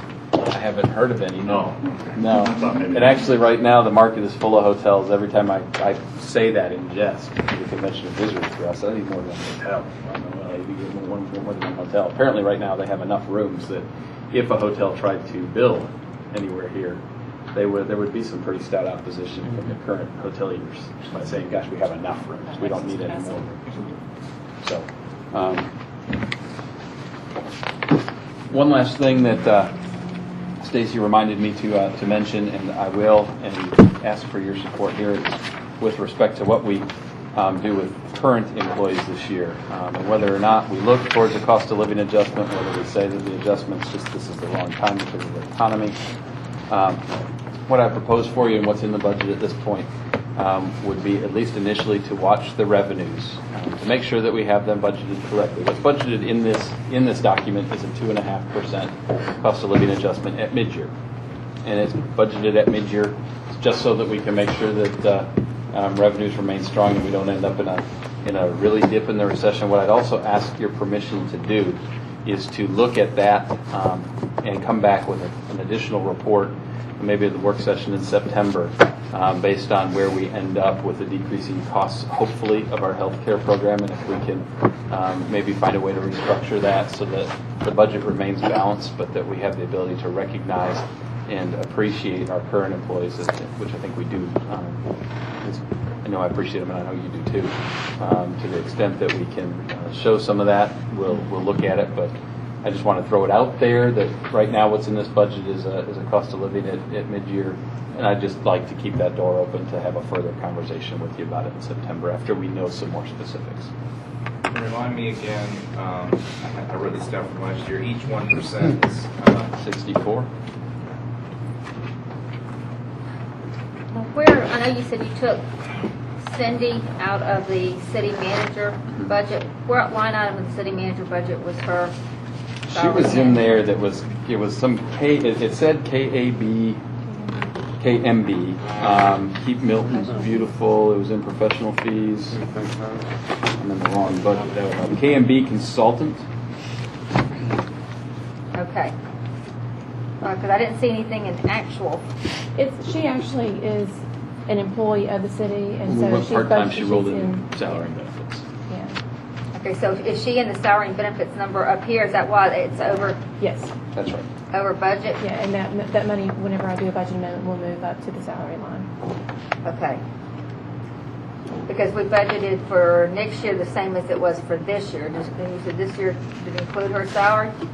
This year, I budgeted what we had budgeted this year with a slight enhancement to do a solid waste management plan and enforcement. No, but I was talking about just under the city manager. Mm-hmm. So this once we do the budget amendment, this Right. KMB consultant that Will shows go up. nothing spent Okay. is going to go up into salary and wages, regular employees. So that way we will not be over budget for the year. It will be. That's correct. Okay. Now, does she work 50% of the time? It's on an hourly basis. You know, Okay. some weeks I see, 17 hours, other weeks I see 10, some weeks I see 20. She's working against a scope of work, so and she's working against a very detailed list of deliverables, so it's fairly easy to manage, but it's not as consistent as saying it's 20 hours every week. Chris, how is your workload? I know we cut out your executive assistant or You've aide given last me year. Well, you've given me a good staff, And that gave. I mean, that's what we used to give the cost of living to the city staff. Consistency. Yeah, right. No, the city has needs, and I think those needs outweigh needs to do other stuff that I've got going on at this point. I mean, given me the luxury of having an amazingly talented staff, so this year I don't have that request. Not to say I won't have a request at some point, but this year there's needs of the city that outweigh that request. You know, in closing, I just want to say, you know, we all watch the news and read the papers, and not necessarily talking about the federal government, but a lot of other cities, municipalities, the issues they're dealing with. We're very fortunate, you know, here with our staff and what they've done and our budgets and things we're discussing tonight. We're actually talking about making improvements and adding to departments. So, just, you know, we all you guys in the chairs out there and you three here, we certainly do appreciate it. We're in a great position based on, you know, our staff and decisions we've collectively made as a council. So it's a good thing. Amen. With that, I'm going to adjourn the meeting, and as we talked about, if everybody has time to, you know, get knee deep, and certainly Stacy and Chris can answer your questions. If anybody over the next 2 weeks would like a one-on-one, please just call me, email me, send a postcard, carrier pigeon, telegram. The 7.4 down to 6 for fund balance, that was reflected in the capital fund, capital projects fund expenditures. Where would that $2 million be spent, or in reflected here? Intersection improvements, the 880, as well as $250,000 to pavement management. Okay. So it is. You'll see it off. It's not going to be a place that you can actually go to and say it's project specific. You can probably capture it the closest by looking at the very first page here. Very front of your book. Very first. Okay. And these will fill in better as we close this year and can actually bring this ending fund balance from 2010 over to 2011. Yes. Whatever number goes in that box under ending fund balance budget fiscal year 2011 will then be reduced by that number that's in total revenues over expenditures underneath the column of 2012. That'll be reflected in the fact that those are capital projects that are used to bring that $7.8 million down to something. And then what will happen at the end of the year is this box, rather than being 7.8, we anticipate something about 6.2, Gotcha. 6.3. Yeah, So that's the closest place you probably have it reflected. Okay. The computers that we currently have, that some of us still currently have that aren't being used, do we just need to bring them into Please. you? Yeah. We'll figure out where they are in the refresh system, and we'll Because handle them they appropriately. really have had very little activity, but Yeah, absolutely. And other things, just as we progress through this process, other things that have been discussed, either that are not responsive, there's questions of, just email, phone call. Yeah, absolutely. Thanks.